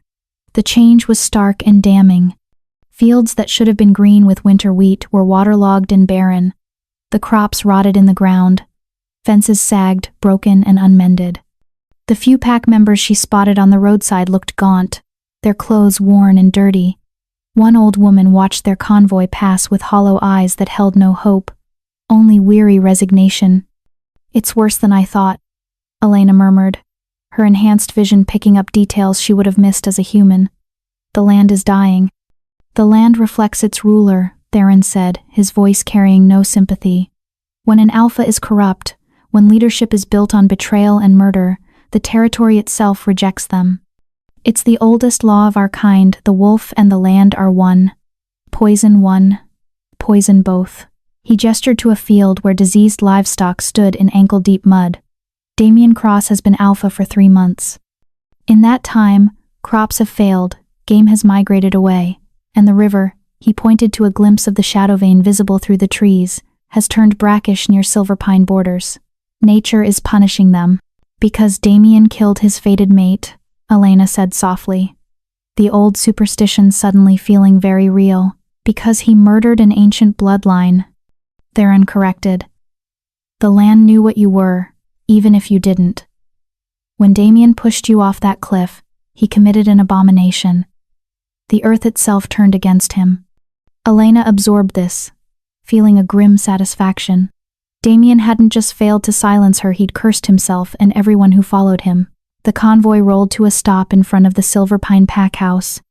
It was a sprawling Victorian mansion that had been beautiful once, but now the paint was peeling, gardens were overgrown with thorny weeds, and several windows were cracked.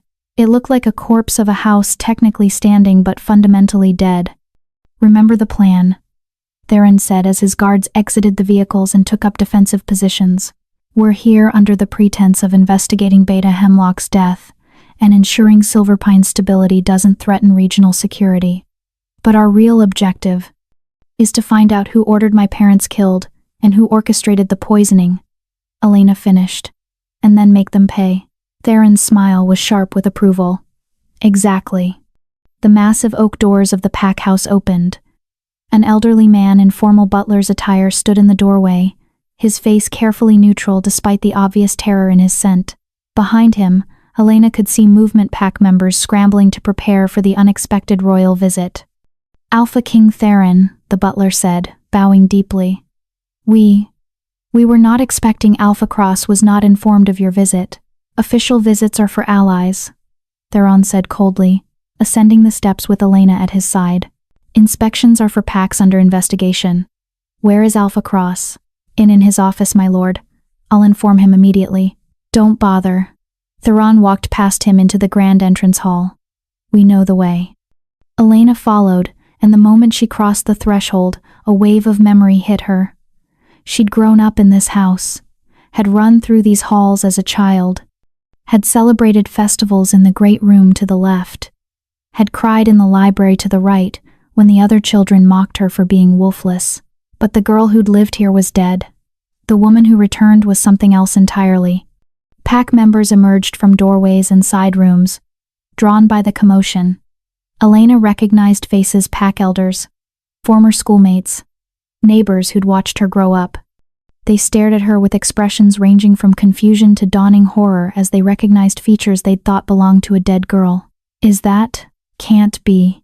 Elena Ashford thought she was dead. Theron's guards moved to flank them as they walked down the center hallway toward the Alpha's office. The crowd parted like water, instinct forcing them to yield to superior power. Damien's office door was closed. Theron didn't knock. He simply placed his hand on the doorknob and sent a pulse of Alpha authority through it that shattered the lock. The door swung open with enough force to crack against the wall. Damien was behind his desk, paperwork spread before him, a glass of whiskey within reach despite the early hour. He looked up sharply, and when he saw Theron and Elena framed in the doorway, the blood drained from his face. "King Theron," he stammered, rising quickly and nearly knocking over his drink.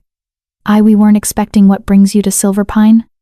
"Justice," Theron said simply. He entered the office without invitation, and Elena followed. His guards remained in the hallway, preventing anyone from entering or leaving. Damien's eyes darted to Elena, then away, as if looking at her too long might turn him to stone. "I don't understand. Justice for what?" "For Beta Hemlock's murder," Theron said, moving to the window and looking out at the deteriorating territory. "For the systematic poisoning of an ancient bloodline. For the assassination of Alpha Nathaniel and Luna Margaret Ashford 18 years ago. Should I continue?" Damien's mouth opened and closed soundlessly. Finally, he managed. "Beta Hemlock's death was ruled a suicide. The investigation is closed." "The investigation you closed," Elena said, speaking for the first time. Her voice was cold, controlled, nothing like the soft-spoken girl Damien remembered. "How convenient. The man who orchestrated my poisoning dies right after his conspiracy is exposed, before he can be properly questioned, before he can reveal who was truly pulling the strings." She moved closer to Damien's desk, and he instinctively backed away until he hit the wall. "But here's what you didn't consider, Damien. Hemlock kept records, very detailed records, and they've been recovered." This was partially a bluff. Theron's people were currently searching Hemlock's residence and office, but Damien didn't need to know that. "I don't know what you're talking about," Damien said, but his voice shook. "Elena, if this is about what happened at the summit, I'm sorry. I panicked. I didn't know what to say." "This isn't about the summit," Elena interrupted. "This is about 18 years of poisoning. This is about my parents being murdered because they discovered what was being done to me. This is about a conspiracy that goes far beyond one corrupt beta." She leaned forward, placing both hands on his desk. "Who gave the order, Damien? Who told Hemlock to suppress my bloodline? Who arranged my parents' accident?" "I don't know." Damien's voice rose, panic making it sharp. I swear I don't know. My father never told me about any conspiracy. Hemlock arranged everything. He said you were latent, that it was natural, that your father knew. A new voice said from the doorway. Everyone turned. An elderly woman stood there, bent with age but with eyes that were sharp and knowing. Elena recognized her. Elder Moira, the oldest member of the Pack Council. She'd been ancient when Elena was a child, and she looked even more withered now. Elder Moira, Theron said, his voice carefully respectful. The old woman might look frail, but she carried the authority of age and tradition. You have information. I have the truth, Moira said, shuffling into the room with the aid of a carved wooden cane. And it's time it came to light. I'm too old to carry this poison anymore. She fixed Damien with a disgusted look. Your father, Alpha Gideon, ordered Elena's suppression. He and Hemlock discovered what she was when she was 4 years old during a routine health screening. Her blood showed markers of the ancient lichen strain. Gideon was terrified. A female with that bloodline would be stronger than any male alpha, would challenge the patriarchal succession, would threaten everything the old guard had built. Elena felt rage building in her chest, but she forced herself to remain still, to listen. Gideon convinced Hemlock to begin the poisoning, Moira continued. Small doses of modified wolfsbane in her food and vitamins, just enough to sever the connection to her wolf without killing her human side. They planned to keep her suppressed until she was of mating age, then marry her to Damien to secure the bloodline while keeping her powerless. But my parents found out, Elena said, the pieces clicking together. Moira nodded. Nathaniel Ashford was smarter than Gideon gave him credit for. He noticed Elena wasn't developing like other pups. Started asking questions. Demanded answers. Threatened to take Elena to the healers in the north who would discover the suppression. The old woman's voice grew heavy with sorrow. So Gideon arranged the accident, made it look like brake failure on a mountain road. Nathaniel and Margaret died instantly. The room was silent except for the sound of rain against the windows. Elena felt like she couldn't breathe, couldn't think. Her parents hadn't just died, they'd been murdered, executed for trying to protect her. You knew, Elena whispered, her voice deadly quiet. You've known for 18 years, and you said nothing? I was a coward, Moira admitted. I voted against the suppression when Gideon first proposed it to the Elder Council. But I was outvoted 3-1. And after your parents died, after I saw what Gideon was willing to do, I was too afraid to speak up. I told myself I was protecting the other pack members. That staying silent was the price of keeping everyone else safe. She looked at Elena with ancient, tired eyes. I am sorry, child. Sorrier than you can know. But sorry doesn't bring back the dead. It doesn't undo 18 years of poison. It doesn't restore what was stolen from you. Elena turned to Damien. Did you know? Did you know your father murdered mine? No. Damien's face was ash gray. I swear, Elena. I didn't know until just now. I thought your parents' death was an accident. I thought you were naturally latent. My father told me you were a liability for genetic reasons, that our pups would be weak. But he never said never told me. His voice broke. I'm a monster. I pushed you off that cliff because I believed his lies. I killed you for nothing. For a throne built on murder and deception. You didn't kill me, Elena said coldly. You tried to. There's a difference. And that difference is why you're still breathing. She straightened and looked at Theron. Where are the other elders? The ones who voted with Gideon? Dead, Moira supplied. Elder Thorne died of old age 4 years ago.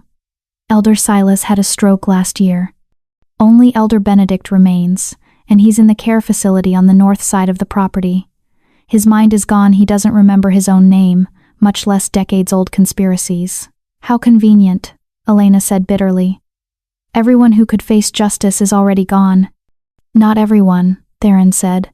His violet eyes were cold with calculation. Gideon Cross is dead, but his estate remains.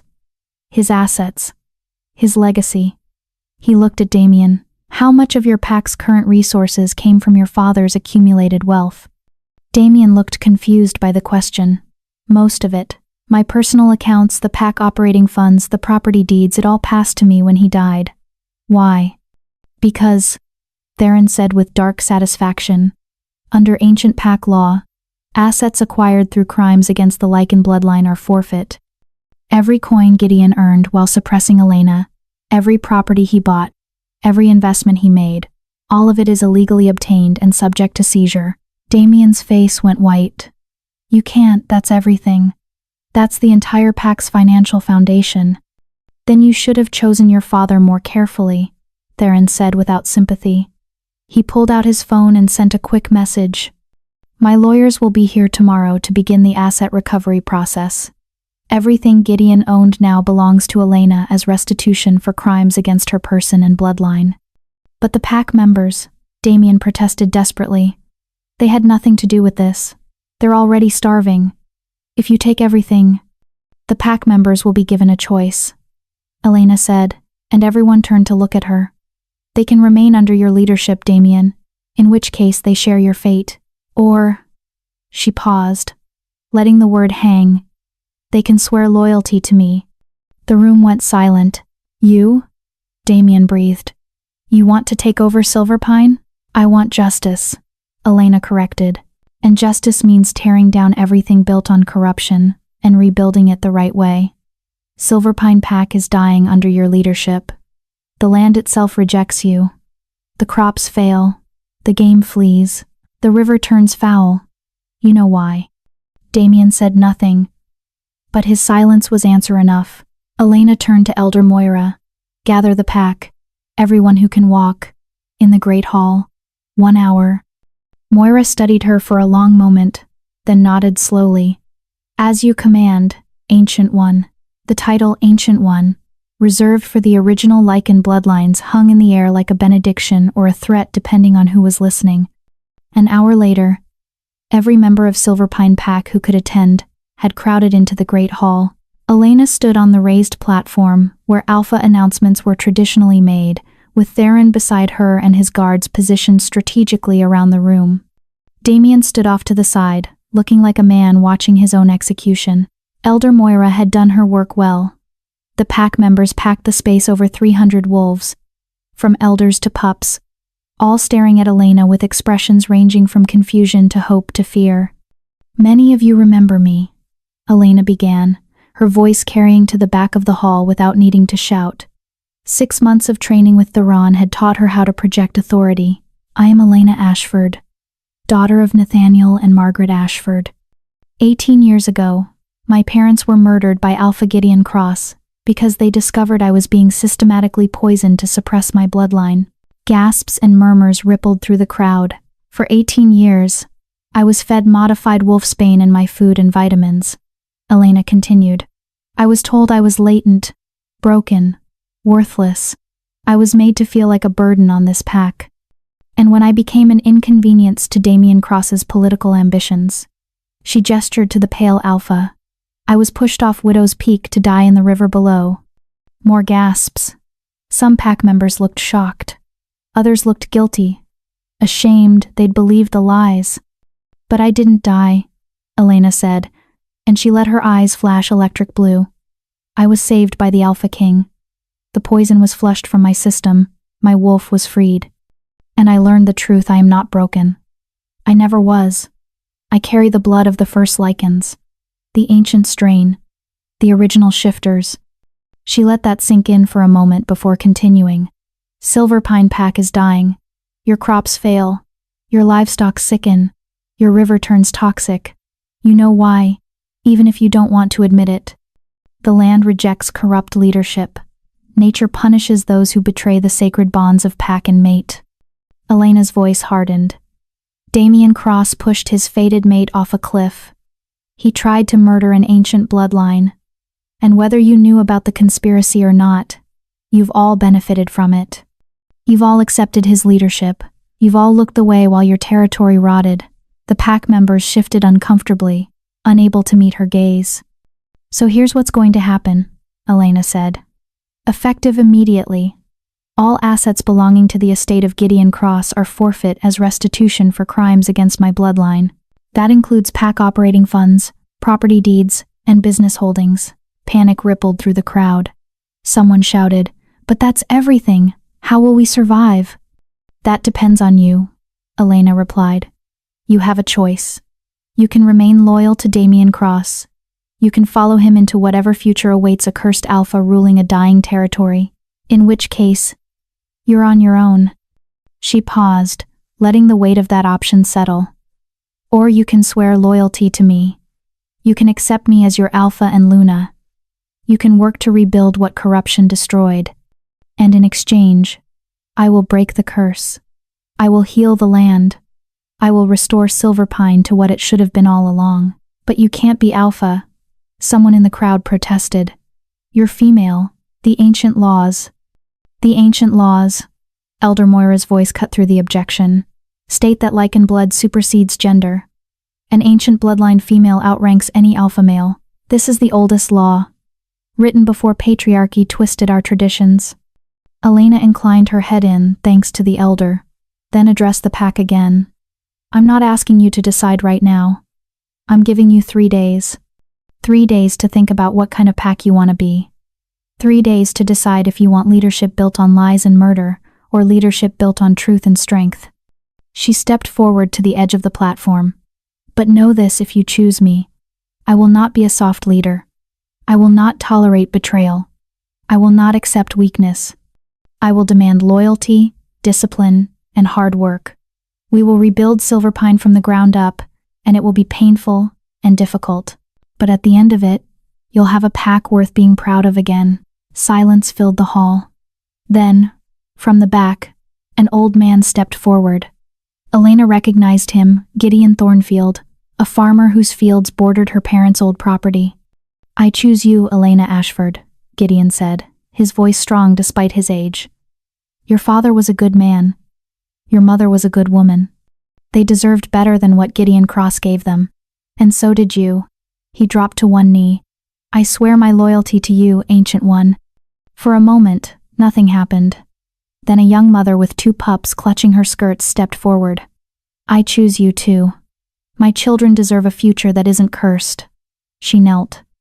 Then another pack member, and another. Like a dam breaking, wolves began moving forward, dropping to their knees, pledging their loyalty. Within minutes, over 2/3 of the pack had made their choice. Elena's throat tightened with emotion she hadn't expected. These people, many of whom had ignored or pitied her for years, were now looking at her as their salvation. When the movement finally stopped, approximately 80 wolves remained standing. They clustered around Damien, loyalty or fear or stubbornness keeping them tethered to the fallen alpha. Elena looked at them without judgment. You've made your choice. You have until dawn tomorrow to gather your belongings and leave Silverpine territory. Anyone found within pack borders after sunrise will be treated as a rogue and dealt with accordingly. Damien looked at the wolves who'd remained loyal to him, barely a quarter of his pack, and something in him seemed to break. He looked at Elena with hollow eyes. What about me? Do I leave too? Elena considered him for a long moment. Part of her, the wounded girl who'd loved him, wanted to show mercy. But the wolf, the predator, the ancient blood in her veins demanded something else. You stay, she said finally. You stay and watch everything you thought was yours slip through your fingers. You stay and see what Silverpine becomes under real leadership. You stay and live with the consequences of your choices every single day. She stepped closer to him. You wanted power, Damien. You killed for it. So I'm giving it to you, the power of knowledge. You get to know, every day for the rest of your life, that you had something precious and you threw it away, that you could have been great, and you chose to be small. That's your punishment, not death, not exile, just truth. Damien's face crumpled, tears streaming down his face. I'm sorry, he whispered. Elena, I'm so sorry. I know, Elena said, and she walked away. That night, Elena stood in what had been her parents' room. Theron had offered to let her stay in the master suite, now hers by right, but she'd wanted this space instead. The room where she'd gone as a child when she had nightmares. The room that still smelled faintly of her mother's lavender perfume and her father's pipe tobacco. A knock at the door. Come in, she called. Theron entered, carrying 2 glasses of whiskey. He handed her one and leaned against the wall, studying her in the dim lamplight. You did well today, he said. Better than well. You gave them a queen. I gave them a choice, Elena corrected. They made me a queen. Is there a difference? Theron's mouth curved in a slight smile. Elena sipped the whiskey, letting the burn ground her. Did you always know? That I'd end up here? That I'd take over Silverpine? I knew you'd end up somewhere powerful, Theron said. Whether that was at my side in Shadowland or on your own throne in Silverpine, that was always going to be your choice. He moved closer, and the air between them charged with that familiar electricity. And now you have to choose, Elena. Do you stay here and rebuild Silverpine? Or do you come back to Shadowland with me? Elena's breath caught. She hadn't expected the question, though she should have. You said I owed you service. That I was your weapon. I release you from that oath, Theron said simply. You've more than earned your freedom. You can stay here, rule your pack, live your life. I won't hold you to an agreement made when you were broken and desperate. And if I want to come back? Elena asked, her heart hammering. If I want to be in Shadowland? Theron's violet eyes burned into hers. Then you come back not as my weapon, not as my soldier, not as someone who owes me a debt. He reached out and cupped her face, his touch achingly gentle. You come back as my equal, my partner, my. He stopped, seeming to struggle with the word. Your mate? Elena finished for him. Theron's breath caught. I didn't want to presume. You've been through so much. The last thing I wanted was to pressure you into. Elena kissed him. It wasn't tentative or questioning. It was claiming, possessing. The wolf in her recognizing the wolf in him and demanding acknowledgement. Theron made a sound low in his throat and pulled her closer, his hands tangling in her hair as he kissed her back with months of restrained desire finally unleashed. When they finally broke apart, both breathing hard, Elena smiled up at him. I choose both, she said. I rule Silverpine, but I live in Shadowland, with you, as your mate and your equal. The logistics of that will be complicated, Theron said. But he was smiling, genuinely smiling in a way she'd never seen from him. Good thing we're both very good at complicated, Elena replied. Theron laughed, actually laughed, and kissed her again. Good thing indeed. Chapter 7, The Coronation. 3 weeks later, the transformation of Silverpine Pack was already visible. The physical changes were subtle but undeniable. The river ran clearer, the fields seemed less waterlogged, and the oppressive atmosphere that had hung over the territory like a shroud had begun to lift. But the real transformation was in the people. Elena stood in what had been Gideon Cross's office, now stripped of its dark wood paneling and heavy masculine furniture, replaced with lighter colors and windows thrown open to let in fresh air and sunlight. Maps covered one wall, detailed plans for crop rotation, irrigation systems, and infrastructure repairs. On her desk sat reports from work crews, budget projections, and a growing list of pack members who'd requested audiences to air grievances that had been ignored under previous leadership. You've barely slept in 2 weeks, Theron's voice came from the doorway. He leaned against the frame, dressed in simple black tactical gear, having just returned from a border patrol with his guards. Even wolves need rest, Elena. I'll rest when the coronation is over, Elena replied, not looking up from the water rights treaty she was reviewing. There's too much to do. The irrigation channels need to be dredged before spring planting. The pack house needs structural repairs. And I still haven't resolved the dispute between the Thornfield and Morrison families over grazing rights. Theron crossed the room and physically removed the document from her hands. The grazing dispute has existed for 40 years. It can wait another day. You, however, cannot keep pushing yourself like this. You're running on fumes and stubbornness. Elena wanted to argue, but a wave of exhaustion hit her so hard she swayed slightly. Theron caught her, his strong hand steadying her. When did you last eat? He demanded. Breakfast, I think. Elena rubbed her eyes. Maybe yesterday's breakfast? Impossible, woman, Theron muttered, but there was affection in his voice. He guided her to the leather couch against the wall and physically sat her down. Stay. I'm getting you food, and you're going to eat it, while I explain why you're going to delegate more. I can't delegate, Elena protested. These people just swore loyalty to me. I need to prove I'm worthy of that loyalty. You prove it by being an effective leader, not by working yourself to death. Theron countered. He pulled out his phone and sent a quick message. Your second in command is Gideon Thornfield. Use him. Your head of security is Raina Steele. She's former military and extremely competent. Use her. You have advisors for a reason. I don't trust easily, Elena admitted quietly. Not after everything. Theron's expression softened. He sat beside her, close enough that their thighs touched. I know. But you can't rebuild an entire pack alone. That's not strength, it's fear wearing a crown. The words hit harder than Elena wanted to admit. Before she could respond, a knock came at the door. A young Omega entered with a tray of food sandwiches, fruit, cheese, and a pot of tea that smelled of chamomile and honey. Luna Ashford, the Omega said, setting the tray on the coffee table. Compliments of the kitchen staff. They said you missed lunch again. Thank you, Elena said, genuinely touched. What's your name? Sophie, Luna. The girl ducked her head shyly. I work in the kitchens. My mother asked me to tell you that the pack is grateful for what you're doing. The changes. The hope.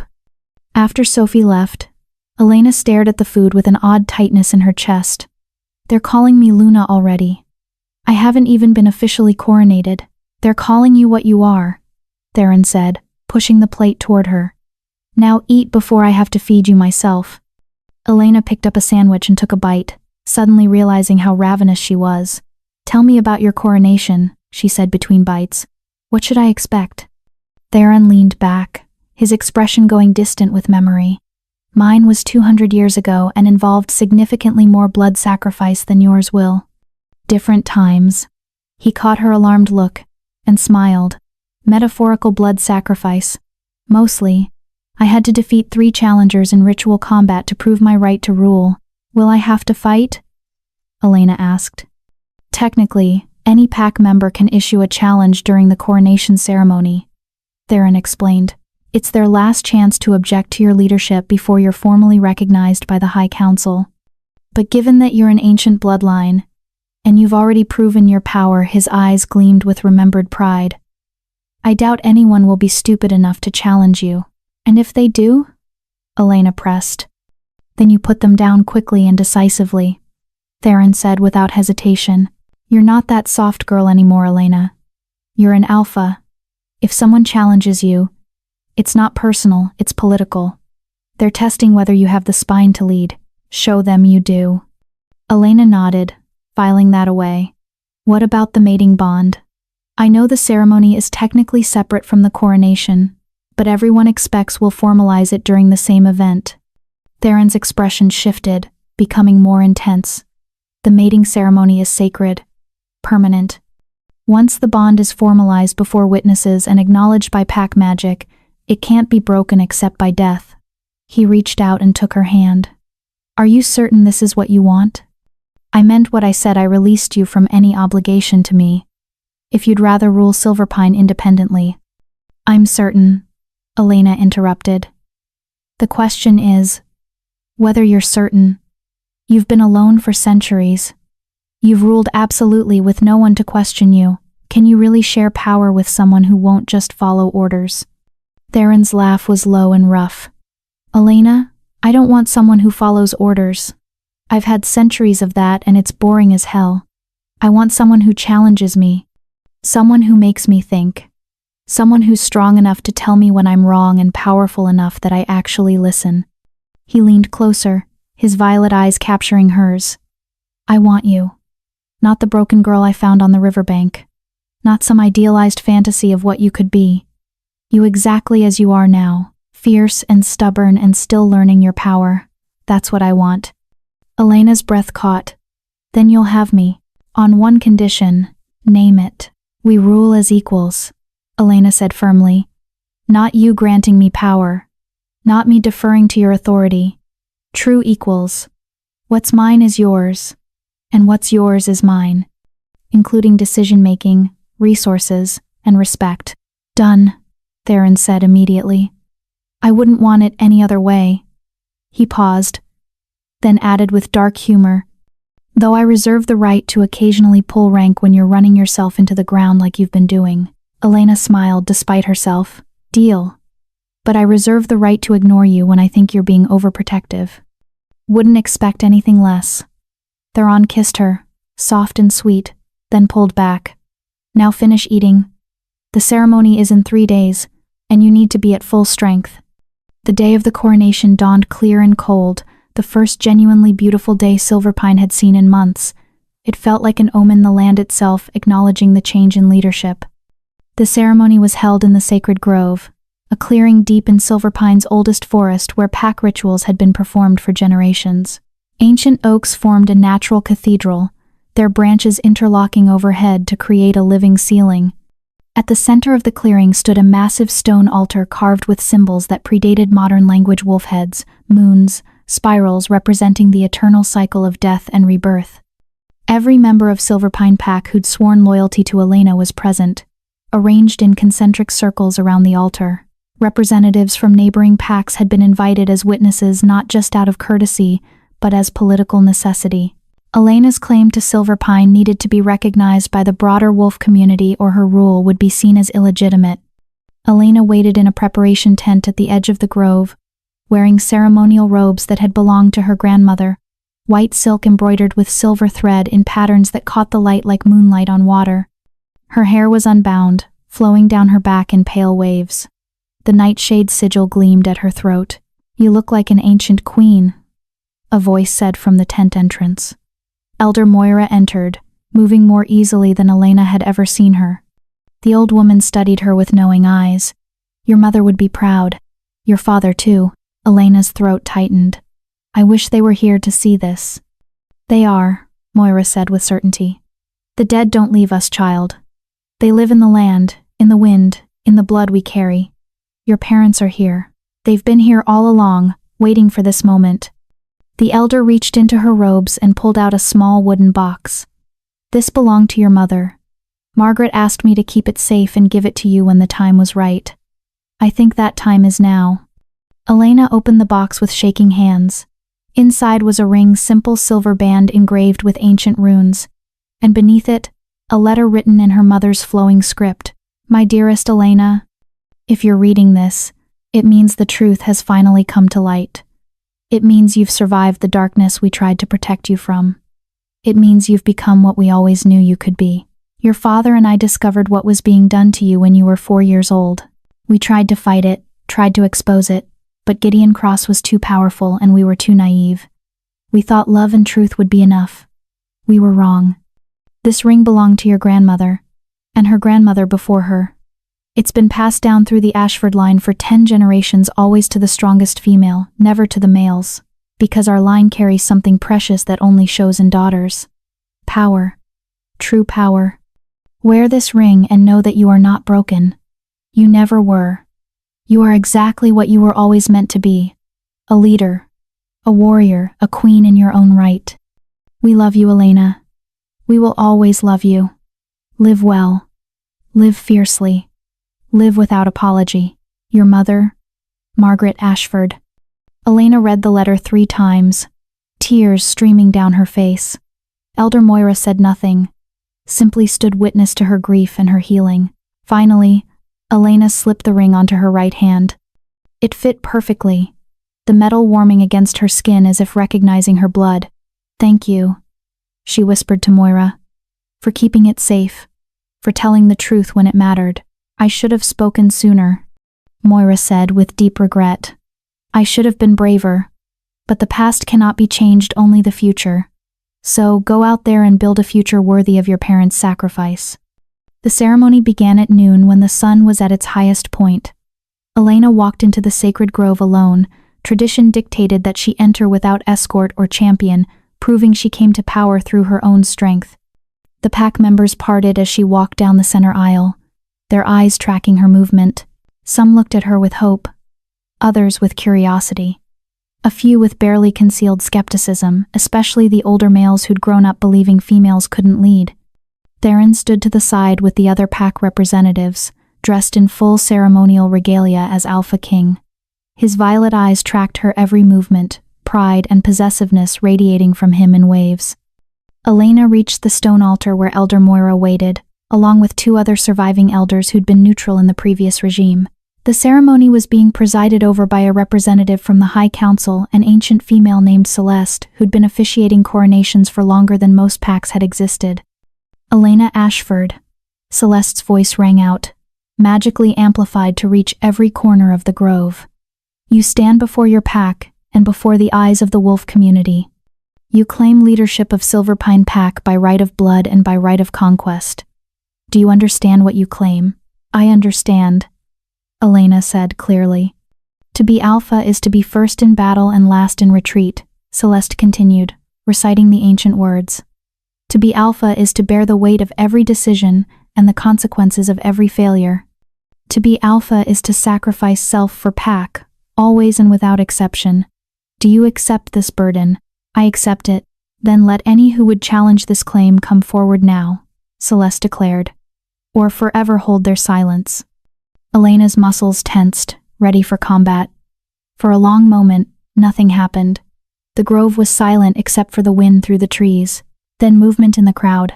A male wolf stepped forward, large, heavily muscled, with the bearing of a warrior. Elena recognized him as Thomas Grayson, former head of Silverpine's border patrol under Gideon Cross.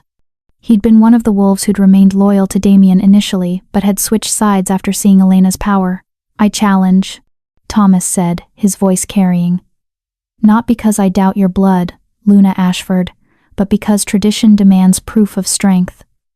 I ask that you prove your right in combat. The crowd murmured. This was within his rights. Though it was clearly a calculated political move, Thomas was testing her, yes, but he was also giving her the chance to prove herself in a way that would silence all doubters. Elena stepped away from the altar, pulling off the ceremonial robes to reveal the fitted tactical gear she wore underneath. She'd been prepared for this. Theron had made sure of it. I accept your challenge, Elena said. What are the terms? First blood, Thomas replied. Wolf form. No holds barred otherwise. Agreed. Elena rolled her shoulders, loosening her muscles. Elder Celeste, if you would officiate? The ancient councilwoman nodded. Thomas Grayson of Silverpine challenges Elena Ashford for right of leadership. Combat will be to first blood in wolf form. Both parties have agreed. On my mark, shift. The transformation was instantaneous for both of them. Thomas became a large brown wolf, easily 200 pounds of muscle and fang. A formidable opponent, but Elena became the white wolf. She was larger than Thomas by at least 50 pounds, her white fur tipped with silver gleaming in the afternoon sun. Her electric blue eyes burned with power that made even the other alphas present take a step back. This wasn't just a wolf, this was something ancient, something primal, something that belonged in legends rather than living memory. Thomas hesitated for just a fraction of a second, his instincts screaming danger. That hesitation was his undoing. The white wolf moved with blinding speed, closing the distance before Thomas could react. She didn't go for his throat that would be killing intent, not first blood. Instead, she darted in low, her teeth finding his foreleg and biting down just hard enough to break skin. Thomas yelped and stumbled. The white wolf released him and backed off, giving him room to surrender or continue. Thomas, to his credit, knew when he was outmatched. He lowered his head in submission, exposing his throat. The fight had lasted less than 15 seconds. Elena shifted back to human form, breathing easily, not even winded. Well fought, she said to Thomas, offering him a hand up after he too shifted back. I'll want you to remain as head of Border Patrol, if you're willing. Your challenge showed honor, not disrespect. Thomas took her hand, his face showing a mixture of relief and awe. It would be my honor, Luna Ashford. He raised his voice so the entire pack could hear. I submit to Elena Ashford as Alpha of Silverpine Pack. Let all who witness this know she is the true leader. The pack erupted in howls of approval. The tension that had gripped the grove released like a snapped bowstring. Celeste smiled an expression that transformed her ancient face. Any other challenges? She asked dryly. Silence. No one else was foolish enough to test the white wolf after that display. Then it is settled, Celeste declared. By right of blood, by right of combat, and by the will of the pack, I declare Elena Ashford to be Alpha and Luna of Silverpine Pack. Let the land know her. Let the spirits acknowledge her. Let all who dwell within these borders recognize her authority." The ancient councilwoman placed her hands on Elena's head, and power surged through the grove. Old magic, pack magic, the kind that bound leader to land to people in ways that transcended the physical. Elena gasped as she felt it flood through her, the weight of Silverpine settling onto her shoulders, the awareness of her territory expanding into her consciousness, the lives of her pack members becoming threads she could sense and feel. "It is done," Celeste said.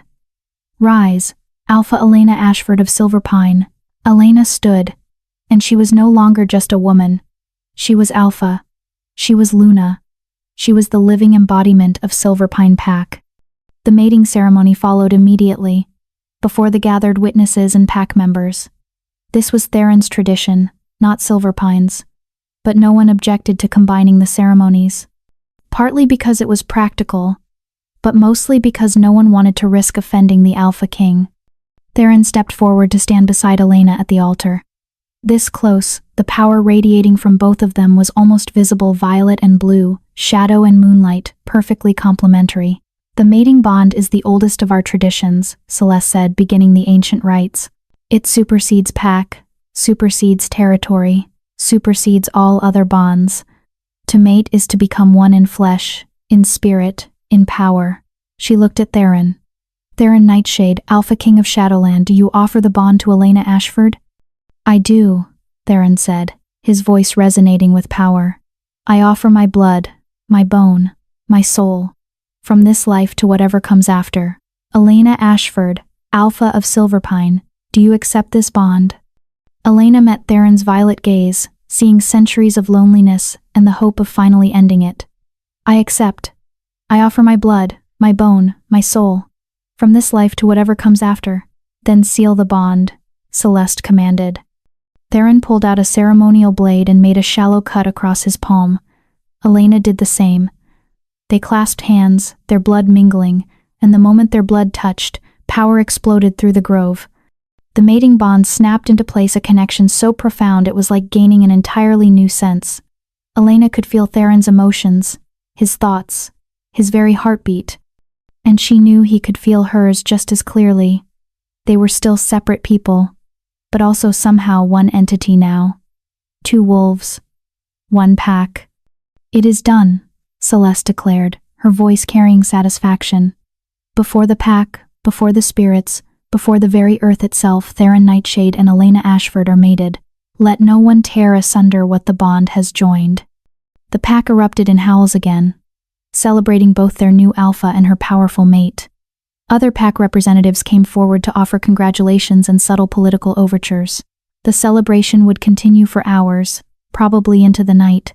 But for one perfect moment, Elena and Theron simply stood together, hands still clasped, blood still mingling, feeling the weight and wonder of what they'd just done. "How do you feel?" Theron asked, through their new mental connection. "Terrified," Elena admitted.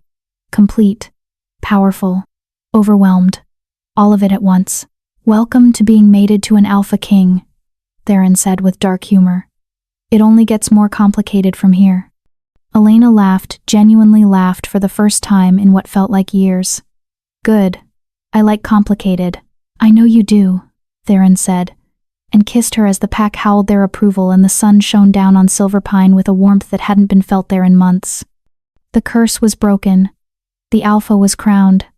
The mate bond was sealed, and though challenges still lay ahead, for the first time since being pushed off that cliff, Elena Ashford felt something she'd never thought she'd feel again. She felt like she was home. Chapter 8. The Confrontation.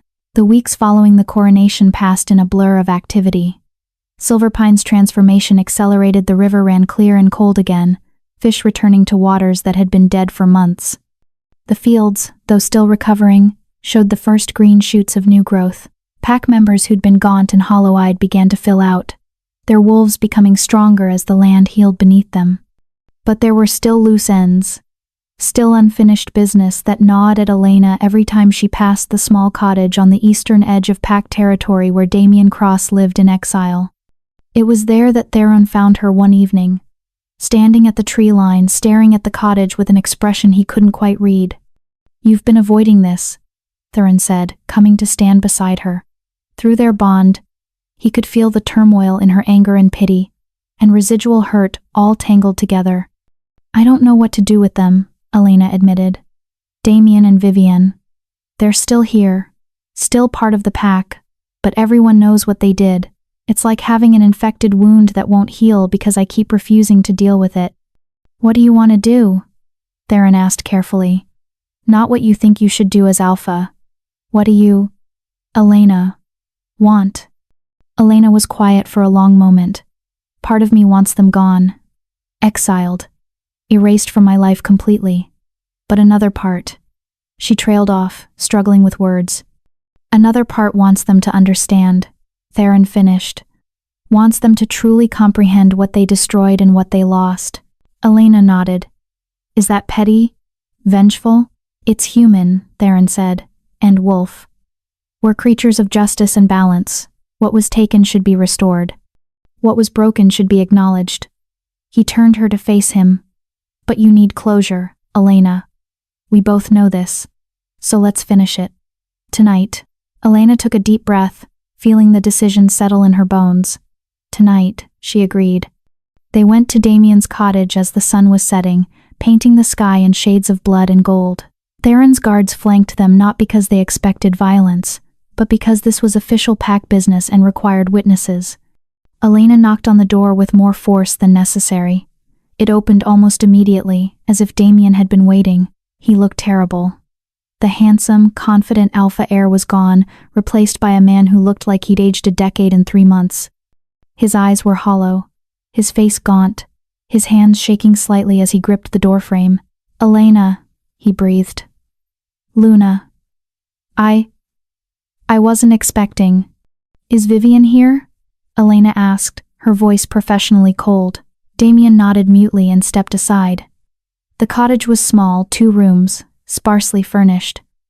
Vivian sat at a rough wooden table, her once perfect appearance now disheveled. Her designer clothes had been replaced by simple homespun fabric. Her manicured nails were ragged, but it was her eyes that showed the real damage they held a desperate, hunted quality. "Alpha Elena," Vivian said, standing quickly. She tried to curtsy and nearly fell, catching herself on the table. "We're honored by your visit. Sit down," Elena commanded. Both of them obeyed instantly, the alpha authority in her voice compelling submission. She pulled out a chair across from them and sat, with Theron standing behind her, a silent pillar of support and power.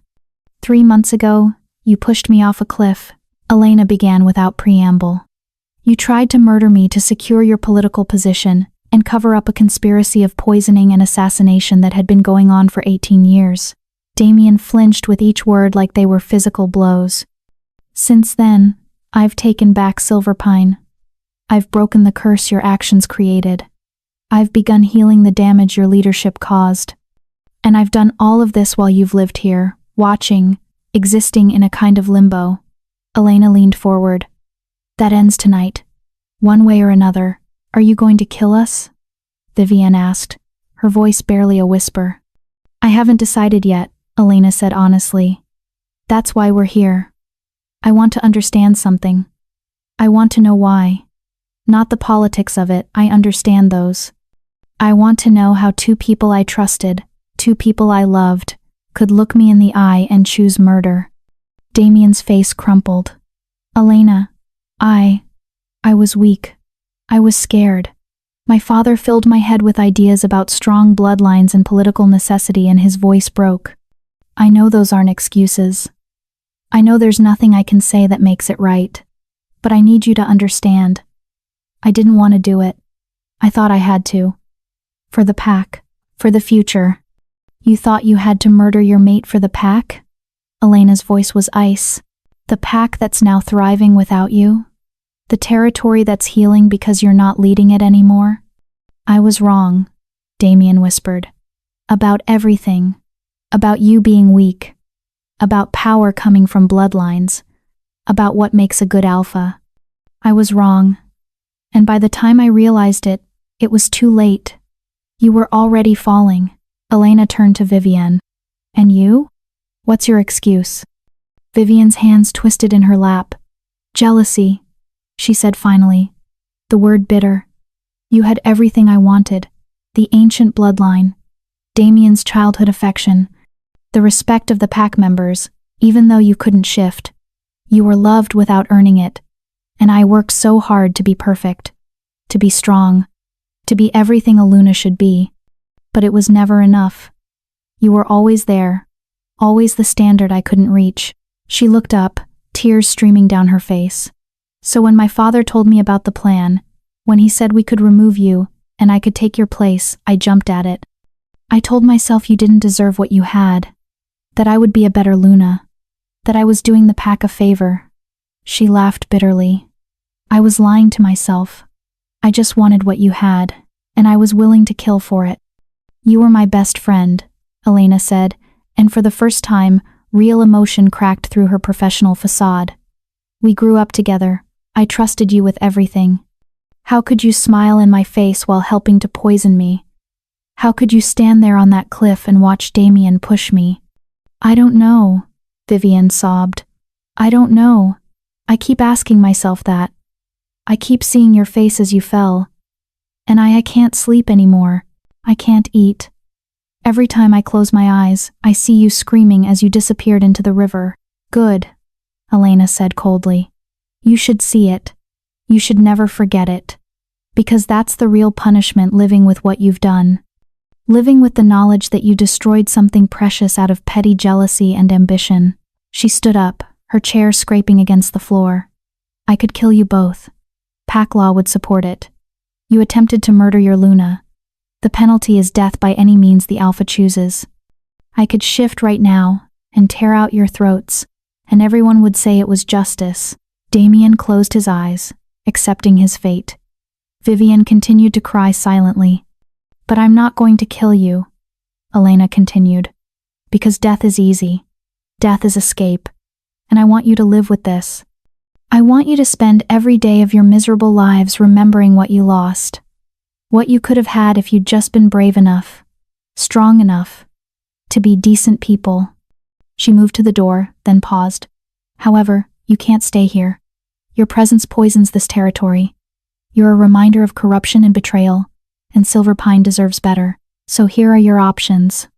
Elena turned back to face them. Option 1, exile. You leave Silver Pine territory tonight and never return. You become rogues, packless wolves trying to survive in a world that doesn't trust those without pack bonds. It's a hard life, and most rogues don't last more than a few years. Vivienne's face went even paler. Option 2, Elena continued. You submit to the High Council for judgment. I present evidence of your crimes: conspiracy to murder, abuse of pack authority, falsifying pregnancy to manipulate succession. You'll be tried publicly, and if found guilty, which you will be, the punishment is typically execution or permanent magical binding that prevents you from ever shifting again. Damien made a choked sound of horror. To never shift again was a fate worse than death for most wolves. Or option 3, Elena said, and her voice softened slightly. You accept what I call redemption through service. You leave Silver Pine, yes, but you go to the Southern Territories where they're rebuilding after the Civil War. You spend the next 10 years physically working to rebuild destroyed communities. You help orphaned pups. You clear rubble. You do the unglamorous, backbreaking work of restoration. She looked at them seriously. It won't erase what you did. Nothing can. But it might balance the scales a little. It might give you the chance to become people who could live with themselves. And if you survive those 10 years, if you actually commit to the work, you'll be allowed to petition for probationary pack membership somewhere far from here. Not Silver Pine. Never Silver Pine. But somewhere. Why? Vivienne whispered. Why offer us that option? We don't deserve mercy. You don't, Elena agreed. But mercy isn't about what you deserve.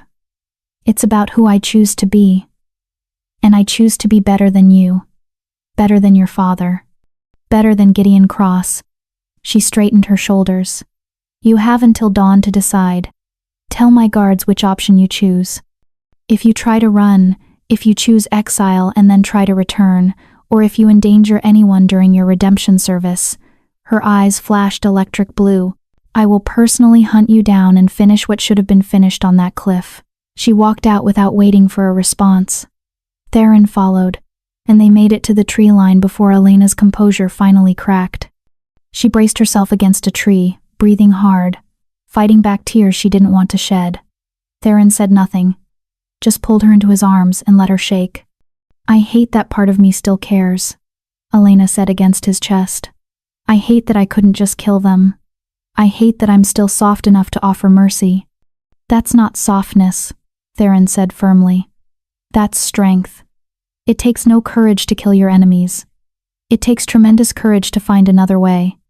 To choose restoration over revenge. He pulled back to look at her. You gave them what they gave you a chance to survive. What they do with it is their choice. Through their bond, Elena felt his absolute support, his pride in her decision, even though she knew he would have supported her just as strongly if she'd chosen execution. What do you think they'll choose? Elena asked. Redemption, Theron said with certainty. Because exile means slow death, and council judgment means fast death or permanent loss of their wolves. The southern territories are hard, but at least it's hope. He tucked a strand of hair behind her ear. And maybe in 10 years of hauling stones and caring for war orphans, they'll become something resembling decent people. Or they won't. And they'll fail. And that will be its own kind of justice. At dawn, Elena's guards brought word. Damien and Vivienne had chosen redemption through service. They would leave within the hour, escorted by Shadowland warriors to the southern territories, where they would be handed over to the Reconstruction authorities. Elena watched from her office window as they loaded their meager belongings into a transport vehicle. Damien looked broken but oddly relieved, as if finally having a path forward, even a painful one, was better than the limbo he'd been living in. Vivienne moved like a ghost, mechanically going through the motions. Just before the vehicle departed, Damien looked up at the pack house. His eyes found Elena's window, though she doubted he could see her through the glare.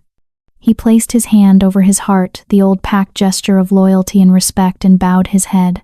It wasn't forgiveness. It wasn't redemption. But it was acknowledgement. And somehow, that was enough.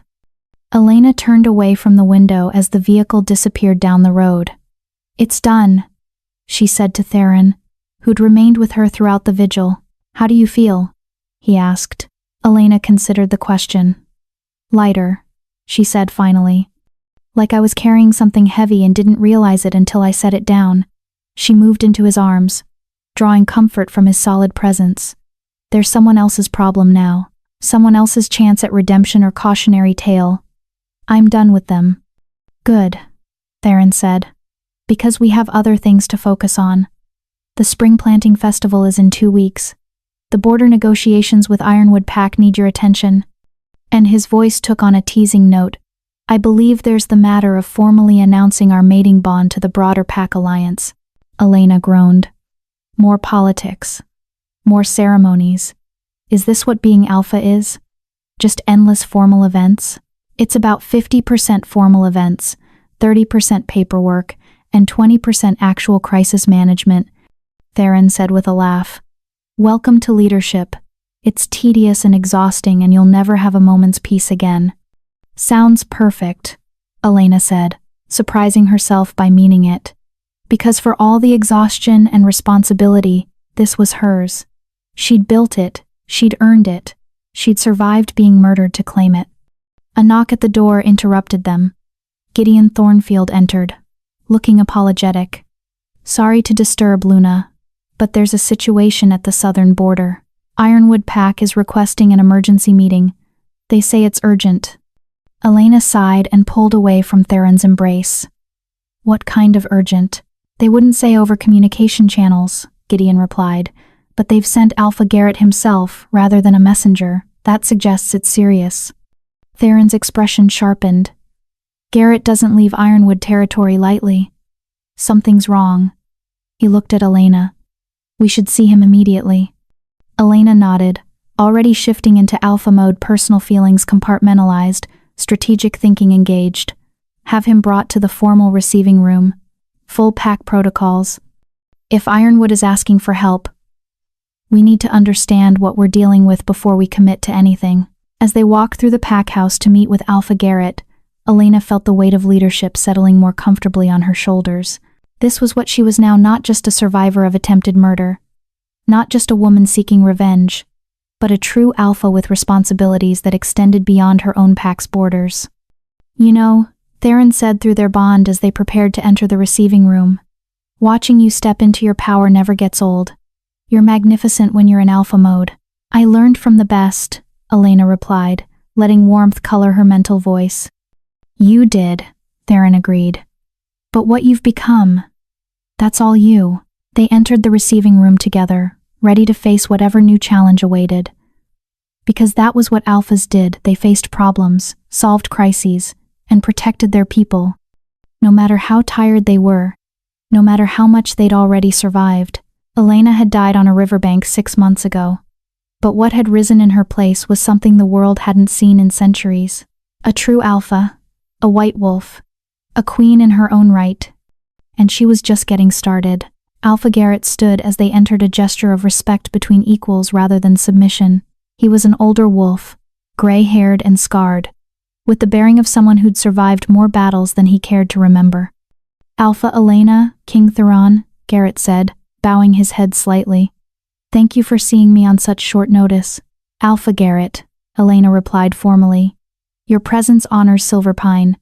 Please, sit. Tell us what brings you here. Garrett's expression was grim as he settled into the offered chair. I come with warnings and a request for alliance. There are forces moving in the Eastern Territories, wolves we thought were long dead. Old bloodlines we believed extinct, gathering under a banner we haven't seen in 2 centuries. Theron went very still.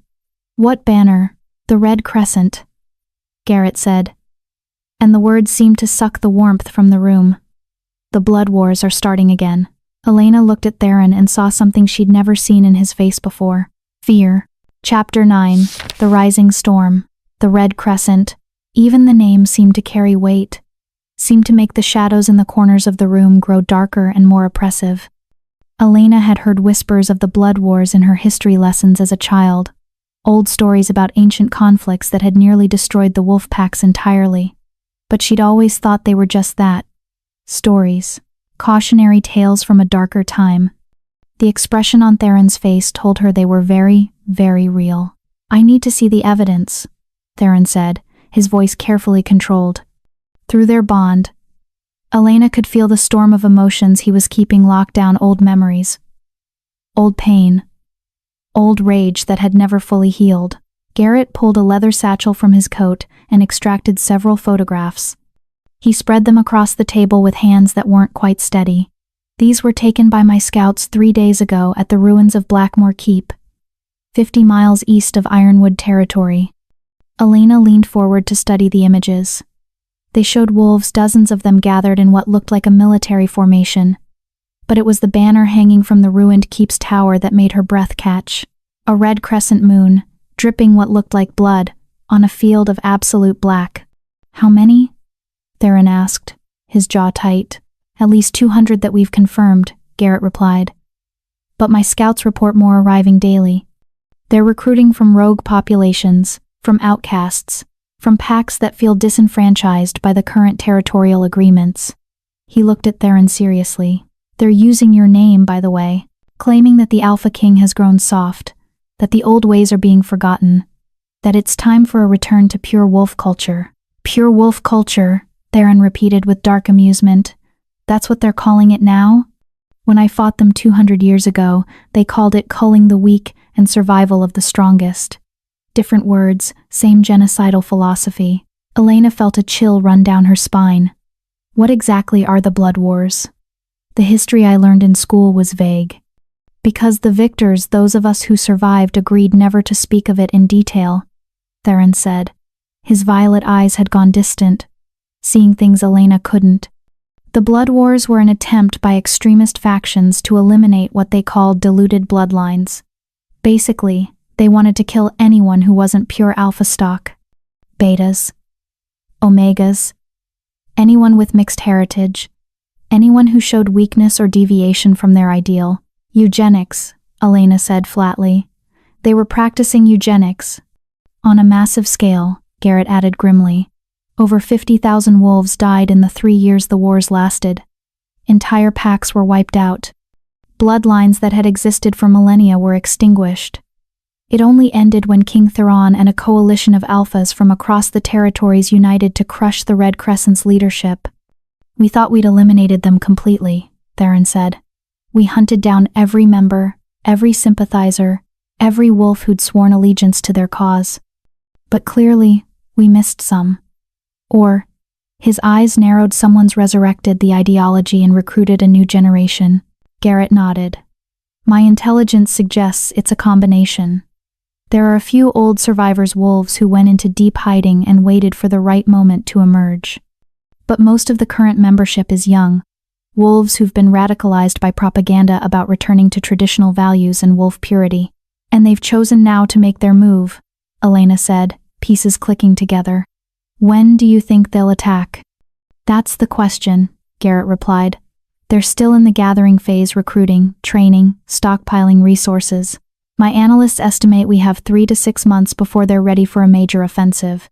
He looked between Theron and Elena. Which is why I'm here. Ironwood cannot stand alone against this threat. No single pack can. We need the kind of alliance that defeated them before. We need the Alpha King to rally the territories. Theron stood and walked to the window, staring out at Silverpine's recovering lands. Elena could feel his internal struggle through their bond, the weight of old trauma warring with the responsibility of leadership. If I call the alliance, Theron said slowly, it means war. It means pulling every pack into a conflict that will cost lives, resources, and stability. It means young wolves who've never known real combat will be sent to face fanatics willing to die for their cause. And if you don't call the alliance, Garrett countered, the Red Crescent will pick us off one by one. They'll start with the smaller packs, the vulnerable ones. They'll gain momentum and power until they're unstoppable. He stood as well, his voice urgent. You know what they're capable of, Theron. You've seen what happens when ideology like theirs goes unchecked. We have to stop them now, while we still can. Elena moved to stand beside Theron, placing her hand on his arm. Through their bond, she sent waves of support, of strength, of absolute certainty that whatever he decided, she would stand with him. Theron covered her hand with his own, drawing comfort from her presence. Finally, he turned back to Garrett. You're right. We can't let history repeat itself. He straightened, and suddenly he wasn't just a man, he was the Alpha King, the warrior who'd fought in the first blood wars and emerged victorious. I'll call the alliance. We gather the pack leaders at Shadowland in 2 weeks. We prepare for war. Garrett's relief was palpable. Thank you. Ironwood stands ready to answer your call. After Garrett departed, Elena and Theron remained in the receiving room, both processing the magnitude of what was coming. Tell me about the blood wars, Elena said quietly. The real story. Not the sanitized version from history books. Theron was silent for a long moment. When he finally spoke, his voice carried the weight of centuries. I was younger then. Not naive, but less scarred, less cynical. The Red Crescent emerged slowly, presenting themselves as a movement for pack purity and preserving tradition. By the time we realized what they really were, a genocidal cult bent on eliminating anyone they deemed inferior, they'd already infiltrated dozens of packs. He moved to the liquor cabinet and poured 2 glasses of whiskey, handing one to Elena. The war was brutal.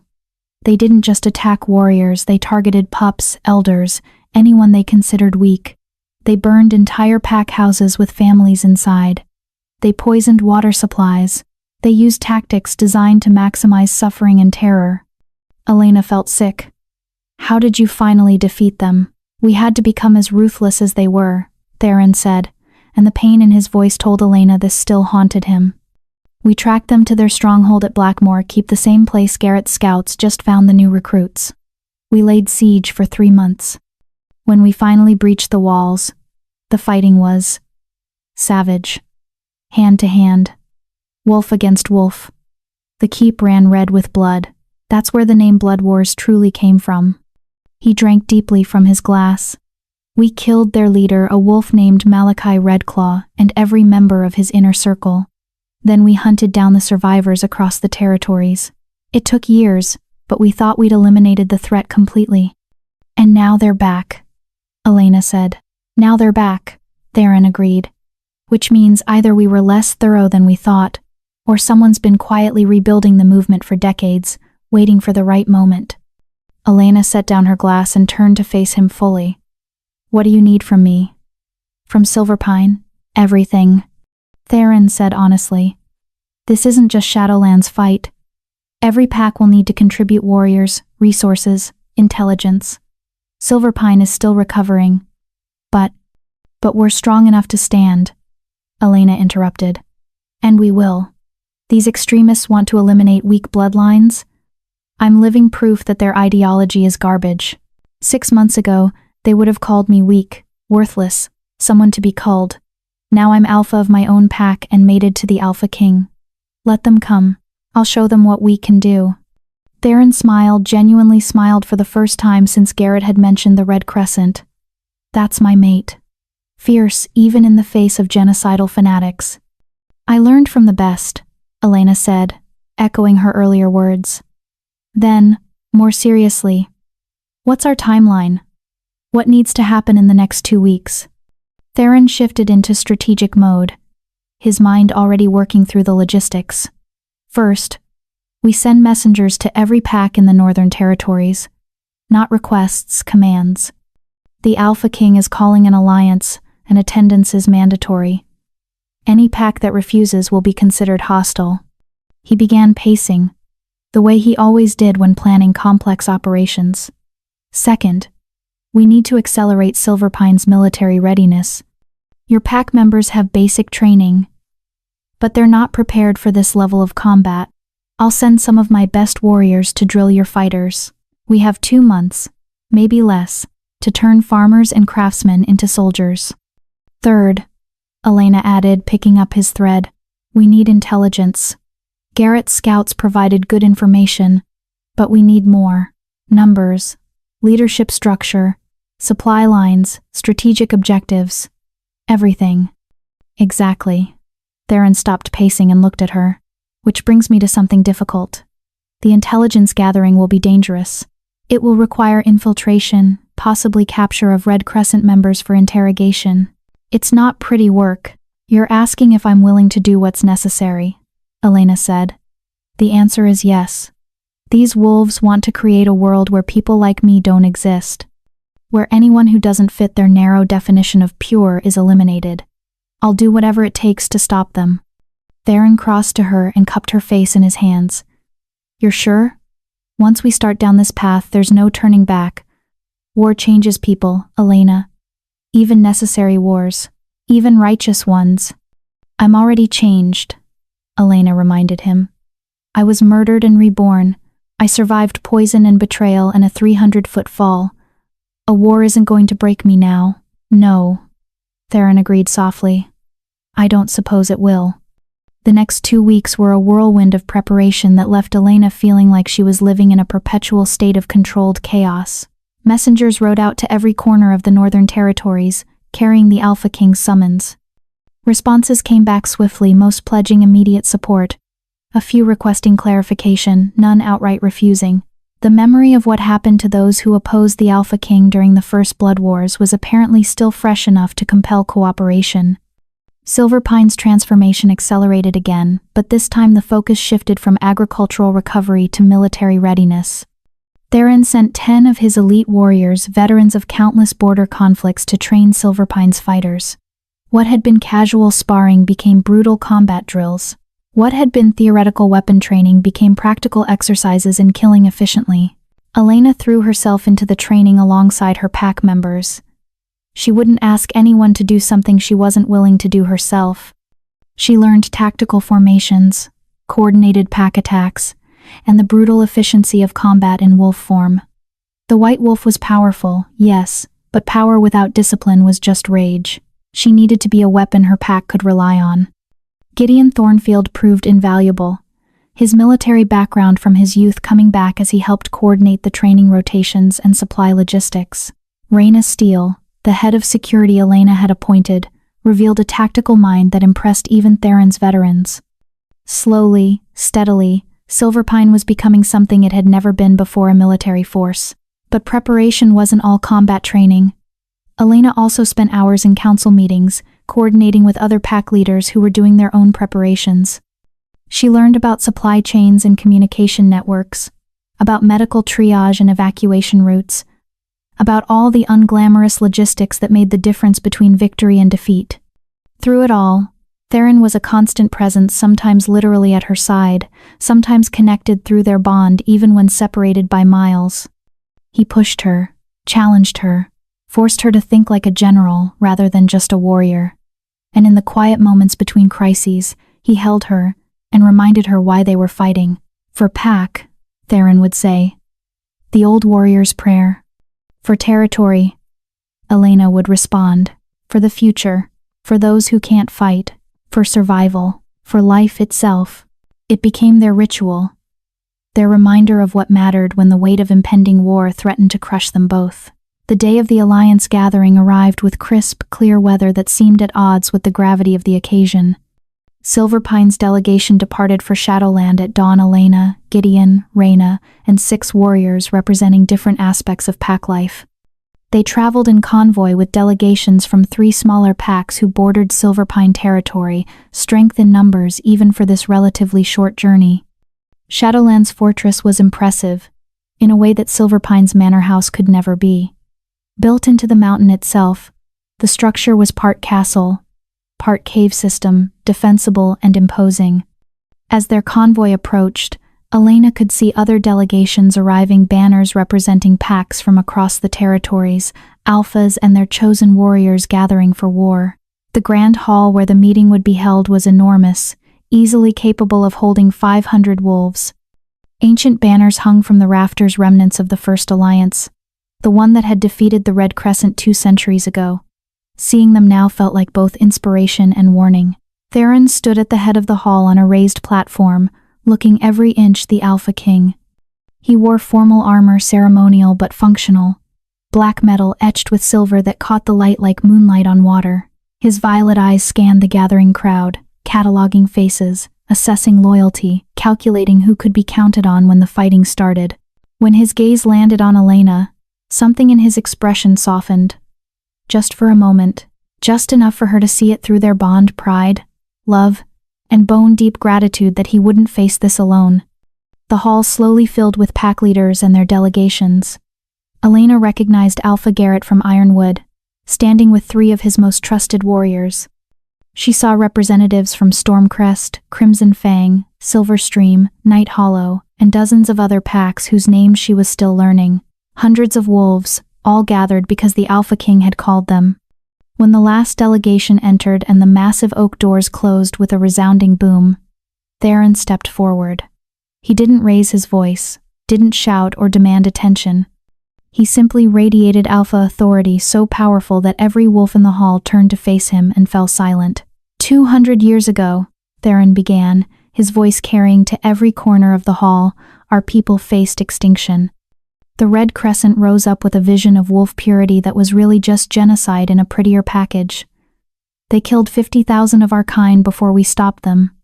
Pups burned in their dens. Elders slaughtered for being too old. Omegas executed for being weak. Betas eliminated for not being alpha. He let that sink in before continuing. We defeated them. We thought we'd eliminated them completely. We were wrong. Theron gestured to Alpha Garrett, who stepped forward to present the intelligence they'd gathered. More photographs, reports from scouts, testimony from wolves who'd been approached by Red Crescent recruiters. The evidence was damning and undeniable. They're calling themselves the New Red Crescent, Garrett explained. Same ideology, same goals, same tactics. But this generation is more sophisticated. They're using propaganda, social media, recruiting young wolves who feel disenfranchised or left behind.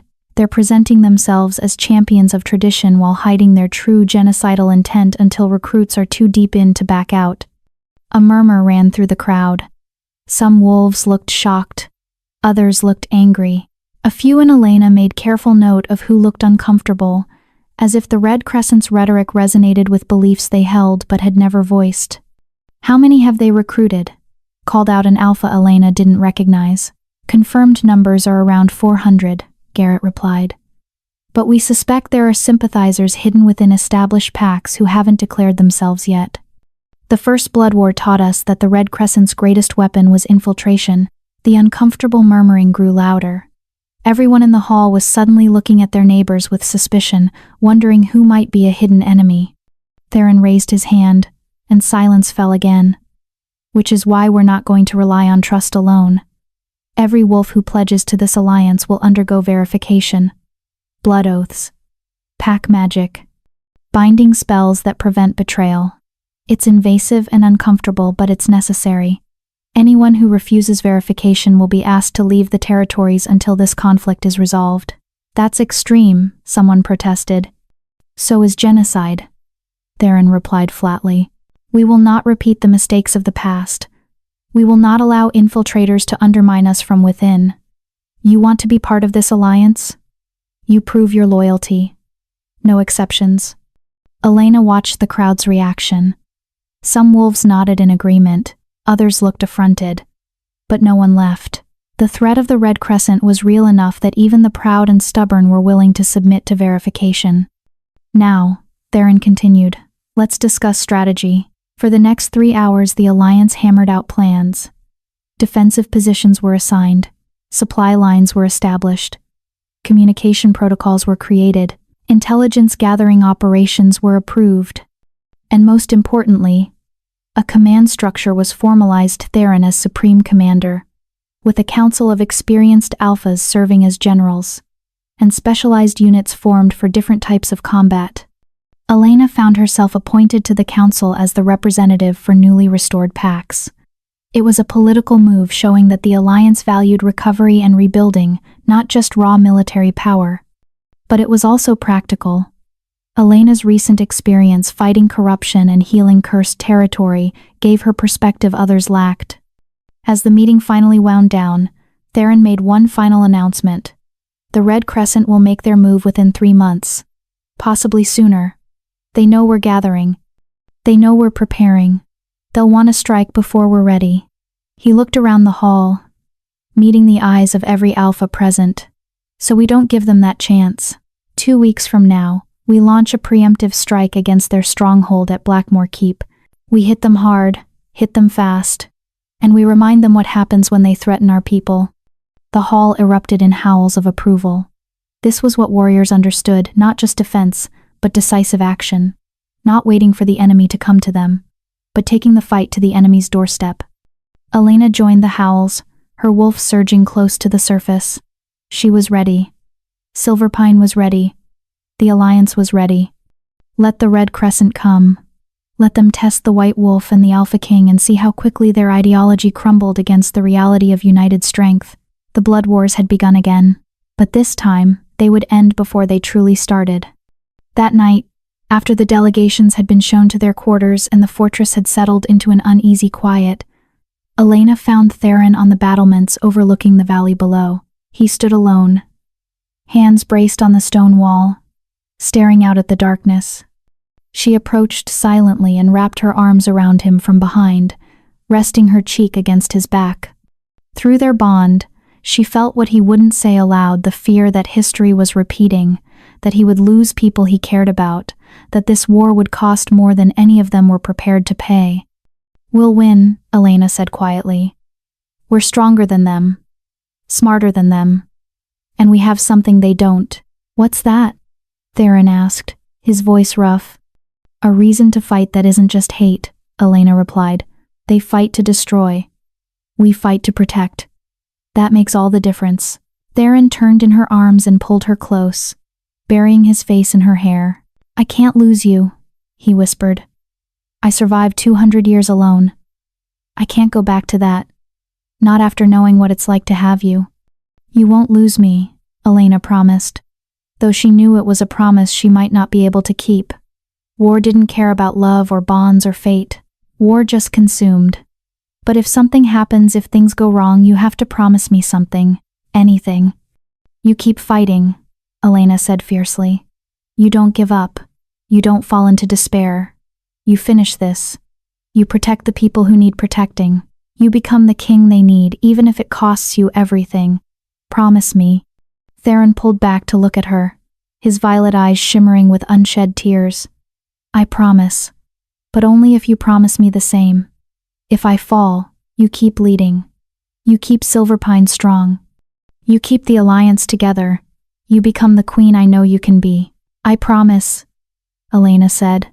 They kissed under the stars, two alphas preparing for war, knowing that everything could change in an instant, but choosing hope anyway. Choosing love anyway. Choosing to believe that the future they were fighting for was possible. Far to the east, at the ruins of Blackmore Keep, the Red Crescent's new leader, a wolf named Cassius Bloodmoon, stood before his assembled forces. 400 fanatics, all sworn to his vision of wolf purity, all ready to kill and die for the cause. "The Alliance is gathering," Cassius announced to his followers. "The Alpha King thinks he can defeat us like he did our predecessors. But we are not the Red Crescent of old. We are smarter, faster, more committed. And we have something they don't." He gestured to a figure in the shadows, a wolf whose scent was masked by powerful magic, whose face remained hidden. "We have a spy in Shadowland itself. Someone close to the Alpha King. Someone who will give us everything we need to destroy them from within." The figure stepped into the firelight just enough to be seen but not identified. "The Alliance meets in 2 weeks," the spy reported. "And then they plan to attack. But we'll be ready. We'll turn their preemptive strike into their funeral." Cassius smiled, showing teeth. "Let them come. Let the Alpha King bring his mongrel armies.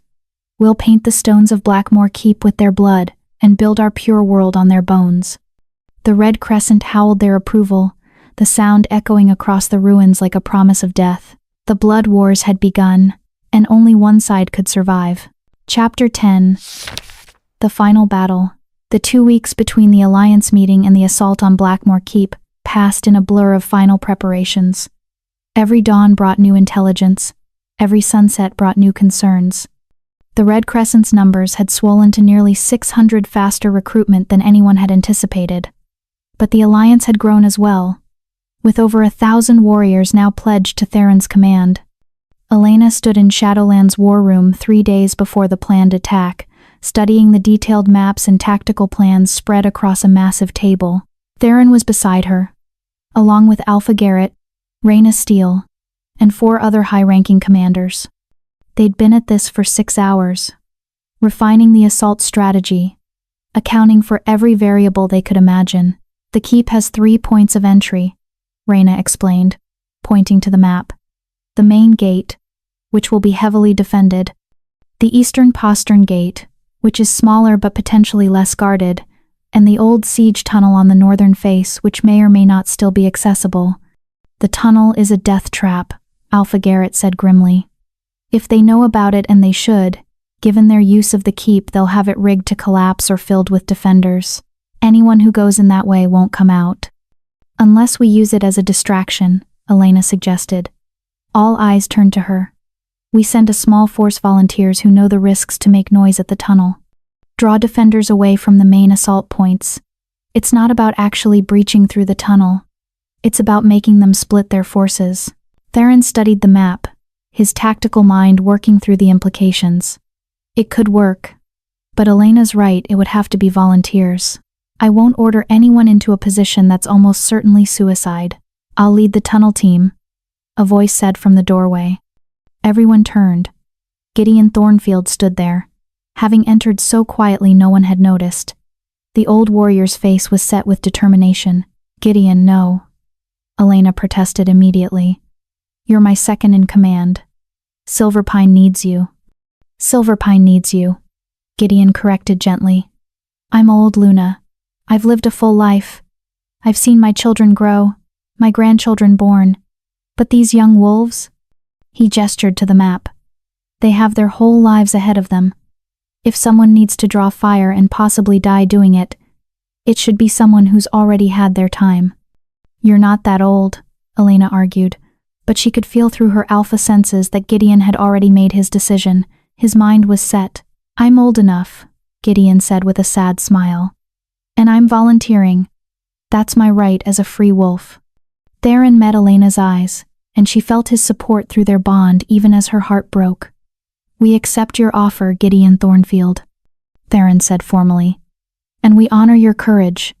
Choose your team wisely. You'll need wolves who are clever and fast, not just brave. Gideon nodded and withdrew to begin his preparations. Elena's hands clenched into fists on the table. I hate this. I hate that good wolves have to die because fanatics can't accept that strength comes in different forms. That's war, Garrett said quietly. The good die alongside the bad. And all we can do is try to make sure their sacrifice means something. They continued planning late into the night, refining every detail, preparing for every contingency. But Elena couldn't shake the feeling that something was wrong. It was too easy. The Red Crescent's positions were too clearly marked, their numbers too accurately counted. It felt like the intelligence they were receiving was almost too good. She pulled Theron aside as the meeting was breaking up. Do you trust the intelligence we're getting? She asked quietly. Theron's expression darkened. You've noticed it too. Yes, I've had the same concern. It's possible we have a spy in the Red Crescent feeding us information, but it's also possible they have a spy feeding us false information to lead us into a trap. What do we do? Elena asked. We proceed as planned but stay flexible, Theron replied. We position reserve forces that can adapt if the situation changes. We don't commit everything to the initial assault. And he looked at her seriously. We watch our own people. If there's a traitor in the alliance, they'll reveal themselves when it matters most. The night before the assault, Elena couldn't sleep. She lay in bed beside Theron, listening to his steady breathing, feeling his warmth through their bond. But her mind wouldn't quiet. Tomorrow, wolves she'd come to care about would die. Gideon had already said his goodbyes to his family. Raina had written letters to be delivered to her daughter if she didn't return. Even the young warriors from Silverpine, barely more than pups, had made their peace with mortality. You're thinking too loudly, Theron murmured, not opening his eyes. I can feel your anxiety through the bond. I can't help it, Elena admitted. What if we're wrong? What if this is exactly what they want us to do? Then we adapt, Theron said, rolling over to face her. Elena, I've led warriors into battle dozens of times over the centuries. Every single time, I've felt this same dread, this same certainty that I'm about to lead good people to their deaths. But you know what I learned? What? That dread is a good thing. It means you care. It means you value the lives under your command. Leaders who don't feel that dread are the ones who make reckless decisions. He cupped her face gently. You're going to be a great commander, Elena. Not because you're fearless, but because you're afraid and you lead anyway. Elena kissed him, pouring everything she couldn't say into the contact, her love, her fear, her desperate hope that they'd both survive to see tomorrow's sunset. If something happens to me tomorrow, she began. Nothing will happen to you, Theron interrupted. But if it does, Elena insisted. I need you to know that these past 6 months have been the best of my life. You saved me, yes, but more than that, you saw me. The real me. The strong me. You never treated me like I was broken or less than. You made me believe I could be powerful. You were always powerful, Theron said. I just helped you remember. They made love then, slow and tender, a reaffirmation of life in the face of potential death. And afterward, wrapped in each other's arms, they finally slept. The Alliance forces departed for Blackmore Keep at dawn. Over 1,000 wolves moved through the forest in coordinated units, some in wolf form for speed, others in human form to carry weapons and equipment. Elena led the Silverpine contingent, 60 warriors strong, positioned in the second wave of the main assault. Theron commanded from the center, his violet eyes constantly scanning, assessing, adjusting the formation as they moved. They reached the staging area, a forested ridge overlooking the keep by mid-morning. Elena's breath caught when she saw their target. Blackmore Keep was massive, far larger than it had appeared in photographs. Ancient stone walls rose 50 feet high, topped with crenellations perfect for archers. The main gate was reinforced with iron bands and flanked by towers. And everywhere, she could see movement. Red Crescent warriors preparing for the attack they knew was coming. They're ready for us, Reyna observed grimly. This isn't going to be the surprise strike we hoped for. No, Theron agreed, his expression dark. They've been warned, which means we definitely have a spy. He raised his voice, addressing the assembled commanders. Change of plan. We're not doing a coordinated assault, we're doing a siege. Surround the keep, cut off their supply lines, and force them to come to us. We have the numbers and the resources to wait them out. That could take weeks, Alpha Garrett protested. Our packs can't sustain this kind of deployment indefinitely. Better weeks of siege than a bloodbath running into prepared defenses, Theron countered. He stopped mid-sentence, his head snapping toward the keep. Elena felt it too through their bond, a surge of massive alpha power. Dark and malevolent, radiating from within the stone walls. That's not possible, Theron whispered, his face going pale. That power signature, I know it. But it can't be. I killed him myself 200 years ago. Who? Elena demanded. Before Theron could answer, the main gates of Blackmore Keep swung open. 600 Red Crescent warriors poured out in perfect formation, their movements coordinated and disciplined in a way that suggested extensive military training. And at their head, riding a massive black warhorse, was a wolf Elena had never seen but somehow recognized from Theron's memories through their bond. He was tall and broad-shouldered, with silver hair despite appearing to be in his prime. His eyes were red, not the normal red of an angry alpha, but a deep crimson that seemed to glow with their own light. He wore black armor etched with red crescents, and when he smiled, his teeth were too sharp, too white, too predatory. Malachi Redclaw, Theron breathed. Impossible. I cut off his head myself. I watched him die. Did you? Malachi's voice carried across the battlefield, magically amplified. Or did you watch a very convincing duplicate die while the real me slipped away to rebuild in secret? He laughed, the sound echoing off the stone walls. 200 years, Theron. 200 years I've been waiting, planning, recruiting, and now, finally, we finish what we started. The Red Crescent forces charged. Everything descended into chaos. Elena shifted to her white wolf form and lunged into battle. Around her, the Alliance forces met the Red Crescent's charge with snarls and clashing fangs. The air filled with the sounds of combat howls, screams, the crunch of bone, the tearing of flesh. The white wolf was a force of nature, larger and faster than almost every wolf on the battlefield. She tore through Red Crescent warriors, her jaws crushing windpipes, her claws disemboweling enemies, but for every wolf she killed, 2 more seemed to take their place. Through the chaos, Elena caught glimpses of other fights. Gideon Thornfield and his tunnel team had abandoned their original plan and joined the main battle, the old warrior fighting with the fury of someone determined to take as many enemies with him as possible. Reyna Steele fought in human form with twin blades, her military training making her a whirlwind of death. Alpha Garrett led his Ironwood Wolves in a coordinated assault that drove deep into the Red Crescent's flank, and at the center of it all, Theron faced Malachi. The 2 alphas circled each other, both in human form, both radiating enough power to make nearby wolves stumble. They'd fought before, 2 centuries ago, and the memory of that battle informed every move they made now. You've grown soft, Theron, Malachi taunted. Taken a mate, built alliances, started caring about the weak and worthless. The wolf I fought 200 years ago would have crushed the Red Crescent without mercy. But you tried to reform them, tried to make them better. And look where that got you. I learned that killing isn't the answer to everything, Theron replied, his voice cold. Unlike you, I evolved. I grew. I became something more than just a weapon. You became weak, Malachi spat. And weakness must be culled. They attacked simultaneously. The fight was brutal and fast. Malachi fought like a berserker, all aggression and raw power, throwing haymakers meant to crush bone. Theron fought like a surgeon, precise strikes targeting vulnerable points, using his opponent's momentum against him. They were evenly matched, or they would have been if Elena hadn't intervened. The white wolf appeared from nowhere, slamming into Malachi's side and driving him away from Theron. She snapped at his throat, forcing him back, giving Theron room to recover. "The famous White Wolf," Malachi said, regaining his footing. "The ancient bloodline everyone's so impressed by.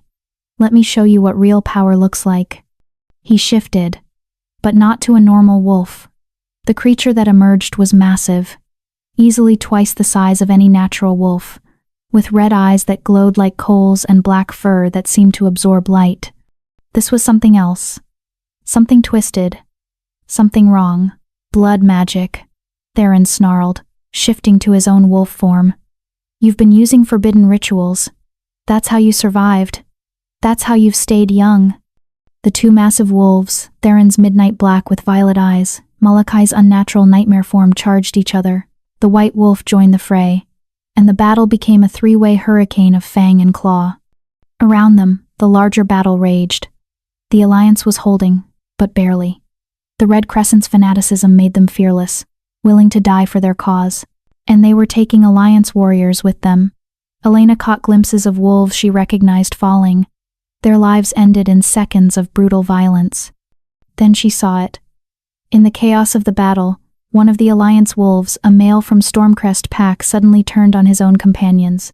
He was fast, killing 3 wolves before anyone realized what was happening, and he wasn't the only one.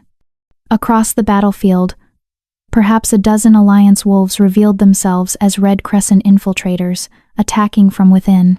"Traitors!" someone screamed. "We have traitors in the ranks."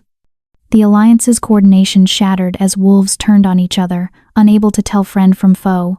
The Red Crescent pressed their advantage, driving forward, threatening to overwhelm the Alliance completely. Elena made a split-second decision. She abandoned the fight with Malachi and shifted to human form, drawing on every ounce of her alpha authority. "Silver Pine," she roared, her voice magically amplified by the sheer force of her will. "To me, form defensive circle." Her warriors responded instantly, breaking away from their individual fights and converging on her position. They formed a tight circle, wolves facing outward, protecting each other's flanks. It wasn't offensive, but it was stable, defensible. "Other packs," Elena continued, "follow our example. Defensive formations, protect your own." The message spread. Other alphas began calling their warriors, forming defensive positions. The chaotic brawl transformed into a more organized battle alliance, wolves in tight formations, Red Crescent forces trying to break them. But it wasn't enough. They were still outnumbered, still taking casualties, and Theron was still locked in combat with Malachi, neither able to gain the upper hand. Elena shifted back to wolf form and charged toward where Theron and Malachi fought. She had to end this. If Malachi fell, the Red Crescent would break. It was their only chance. She lunged at Malachi's exposed flank, her jaws aiming for the vulnerable spot where his leg joined his body. Her teeth sank into flesh, and she tasted blood, wrong blood, corrupted blood, blood that burned her mouth like acid. Malachi howled in pain and fury. He spun, faster than something his size should be able to move, and caught the white wolf with a backhand swipe that sent her flying. She crashed into a pile of rubble, the impact driving the air from her lungs. Through their bond, Elena felt Theron's rage. He threw himself at Malachi with renewed fury, attacking with such ferocity that the nightmare wolf was driven back, stumbling, bleeding from a dozen wounds. "You're finished, Malachi," Theron snarled, his voice somehow understandable even in wolf form. "Your movement ends here. Tonight." "Does it?" Malachi laughed, and the sound was wrong, distorted. "Look around you, King. Your precious alliance is crumbling. Your warriors are dying. Your mate is broken. Even if you kill me, you've lost. The Red Crescent will survive. The ideology will spread. You can't kill an idea, Theron. You can only delay it." "Then I'll delay it forever," Theron said. He lunged for Malachi's throat, moving with every ounce of speed and power he possessed. Malachi tried to dodge, but he was tired, wounded, just a fraction too slow.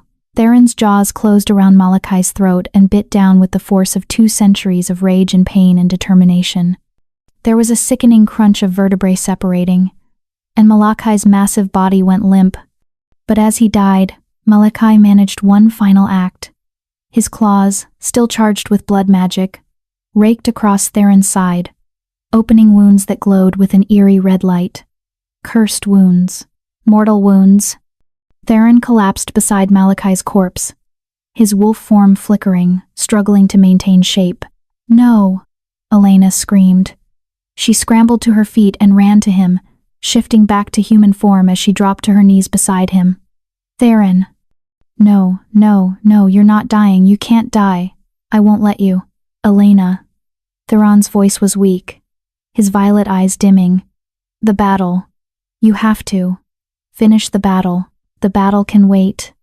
Elena sobbed, pressing her hands to his wounds even as the blood magic burned her palms. "You're healing. You'll heal. You're the Alpha King. You can't die from this." "Blood magic," Theron whispered. "Can't heal. Can't fight it." "Elena, listen. You have to. Take command. End this. Win." "I can't do this without you," Elena said, tears streaming down her face. "Theron, please. Don't leave me. We just found each other. We were supposed to have forever." Theron reached up with a shaking hand and cupped her face. "You can. You're strong enough. Always were." His eyes started to close. "Love you, my queen, my mate, my Elena." "No." Elena shook him. "Stay with me. That's an order. I'm your mate and your equal, and I'm ordering you to stay alive." But Theron's eyes had closed. His breathing had stopped. Through their bond, Elena felt the connection begin to fray, to dissolve. Light, blinding white light erupted from Elena's body, pouring out of her in waves. It wasn't rage. It wasn't grief. It was something else entirely. Something ancient.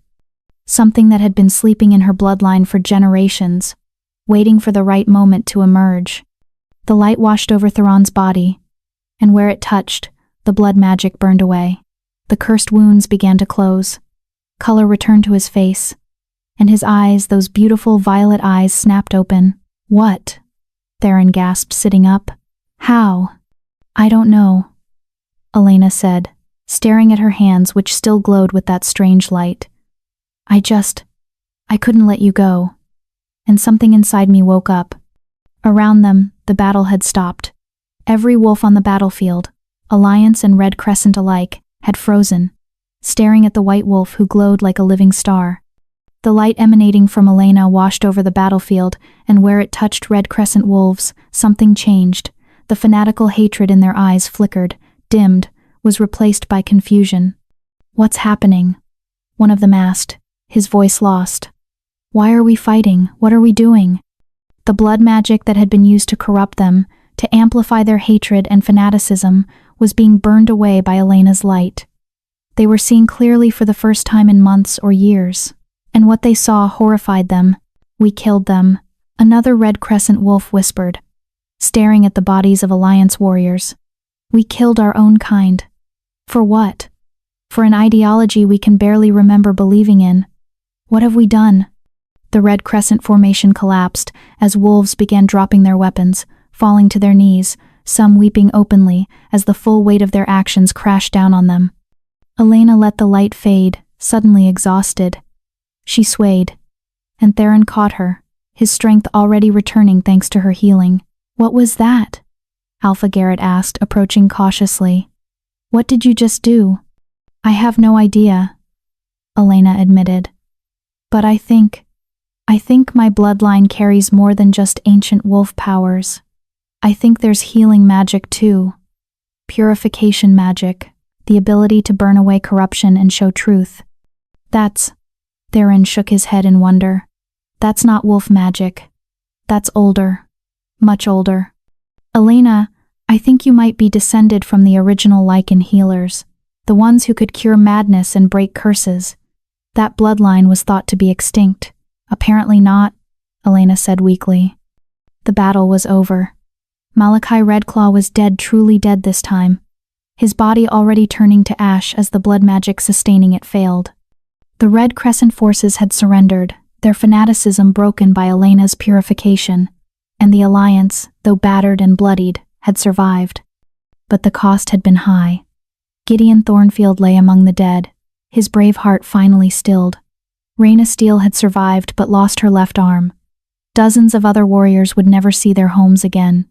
Elena stood before the assembled alliance as the sun began to set, painting the sky in shades of red and gold that seemed both beautiful and mocking given the blood that stained the ground. "The Red Crescent is finished," she announced, her voice carrying across the battlefield. "Their leader is dead. Their followers are freed from corruption. But we can't celebrate. Not yet. Not when we've paid such a terrible price." She looked at the captured Red Crescent wolves, seeing not enemies but victims of manipulation and dark magic. "You will be given a choice. Submit to rehabilitation and work to repair the damage you've caused, or face exile. We don't believe in genocide. We don't believe in culling the weak. We believe in second chances for those who deserve them." She turned to the Alliance warriors. "And to those who fought today, who gave blood and life to protect our people, you have proven that strength isn't about purity or bloodlines. It's about courage. About standing for what's right even when it's hard. About protecting those who can't protect themselves." Elena felt Theron's presence beside her, his hand finding hers. Together, they addressed both armies. "The blood wars end tonight," Theron declared. "Not because we killed all our enemies, but because we refused to become like them. We chose a better path. We chose life over death, unity over division, hope over hate." As the sun finally set, casting long shadows across Blackmore Keep, the wolves began the grim work of tending to the wounded and honoring the dead. The war was over. But the real work, the work of healing, of rebuilding, of creating the future they'd fought for, was only beginning. 3 months later, Elena stood in the rebuilt garden behind Silver Pine's pack house, watching the first true spring bloom since the curse had been broken. The territory was thriving now, crops growing tall, livestock healthy, the river running clear and full of fish. The scars of corruption were fading. Theron approached from behind, wrapping his arms around her waist and resting his chin on her shoulder. Through their bond, she felt his contentment, his peace, his love. "Thinking about Gideon?" he asked gently. "Always," Elena admitted. "He deserved to see this. To see what his sacrifice achieved." "He knows," Theron assured her. "The dead always know. They live in the land we protect, in the peace we've created, in the future we're building." Elena turned in his arms to face him. "I'm pregnant," she said quietly. Theron's eyes widened, then shone with joy. "Are you're sure?" "Dr. Bennett confirmed it this morning. 3 weeks along." Elena smiled. "I wanted you to be the first to know. Well, second. The first was Gideon's granddaughter. I thought his bloodline should know that their sacrifice wasn't in vain, that life continues." Theron kissed her, soft and reverent. "A pup. We're having a pup." "We are," Elena confirmed. "And they'll grow up in a world where strength isn't measured by bloodline purity or the ability to dominate others. They'll grow up knowing that real power comes from compassion, courage, and the willingness to stand up for what's right. They'll grow up knowing their mother is a legend," Theron added with a smile. "The white wolf who healed an alpha king and ended a war with light instead of violence." Elena laughed. "And their father is the Alpha King who united the territories and proved that even ancient enemies can change." They stood together in the garden, watching the sun set over their territory, knowing that challenges would still come but facing the future unafraid. They'd survived attempted murder, conspiracy, war, and loss. Whatever came next, they would face it together, as equals, as mates, as the beginning of something better. The girl who'd been pushed off a cliff was gone, dead in the mud and rocks of the Shadowvane River. But the woman who'd risen in her place, the queen, the warrior, the healer, was exactly where she was meant to be, home. From betrayed mate to Alpha Queen, Elena Ashford rewrote her entire story. Real talk though, Elena chose healing and mercy. She offered Damien and Vivienne 10 years of redemption service instead of execution. But if you were pushed off that cliff, poisoned for 18 years, and watched your best friend help plan your murder, could you be that noble? Or would you have gone full villain arc? Do you think they got the punishment they deserved? Or was watching Elena thrive the cruelest punishment of all? Be honest in the comments, no judgment. And if Elena's story hit different, smash that like button. See you in the next one.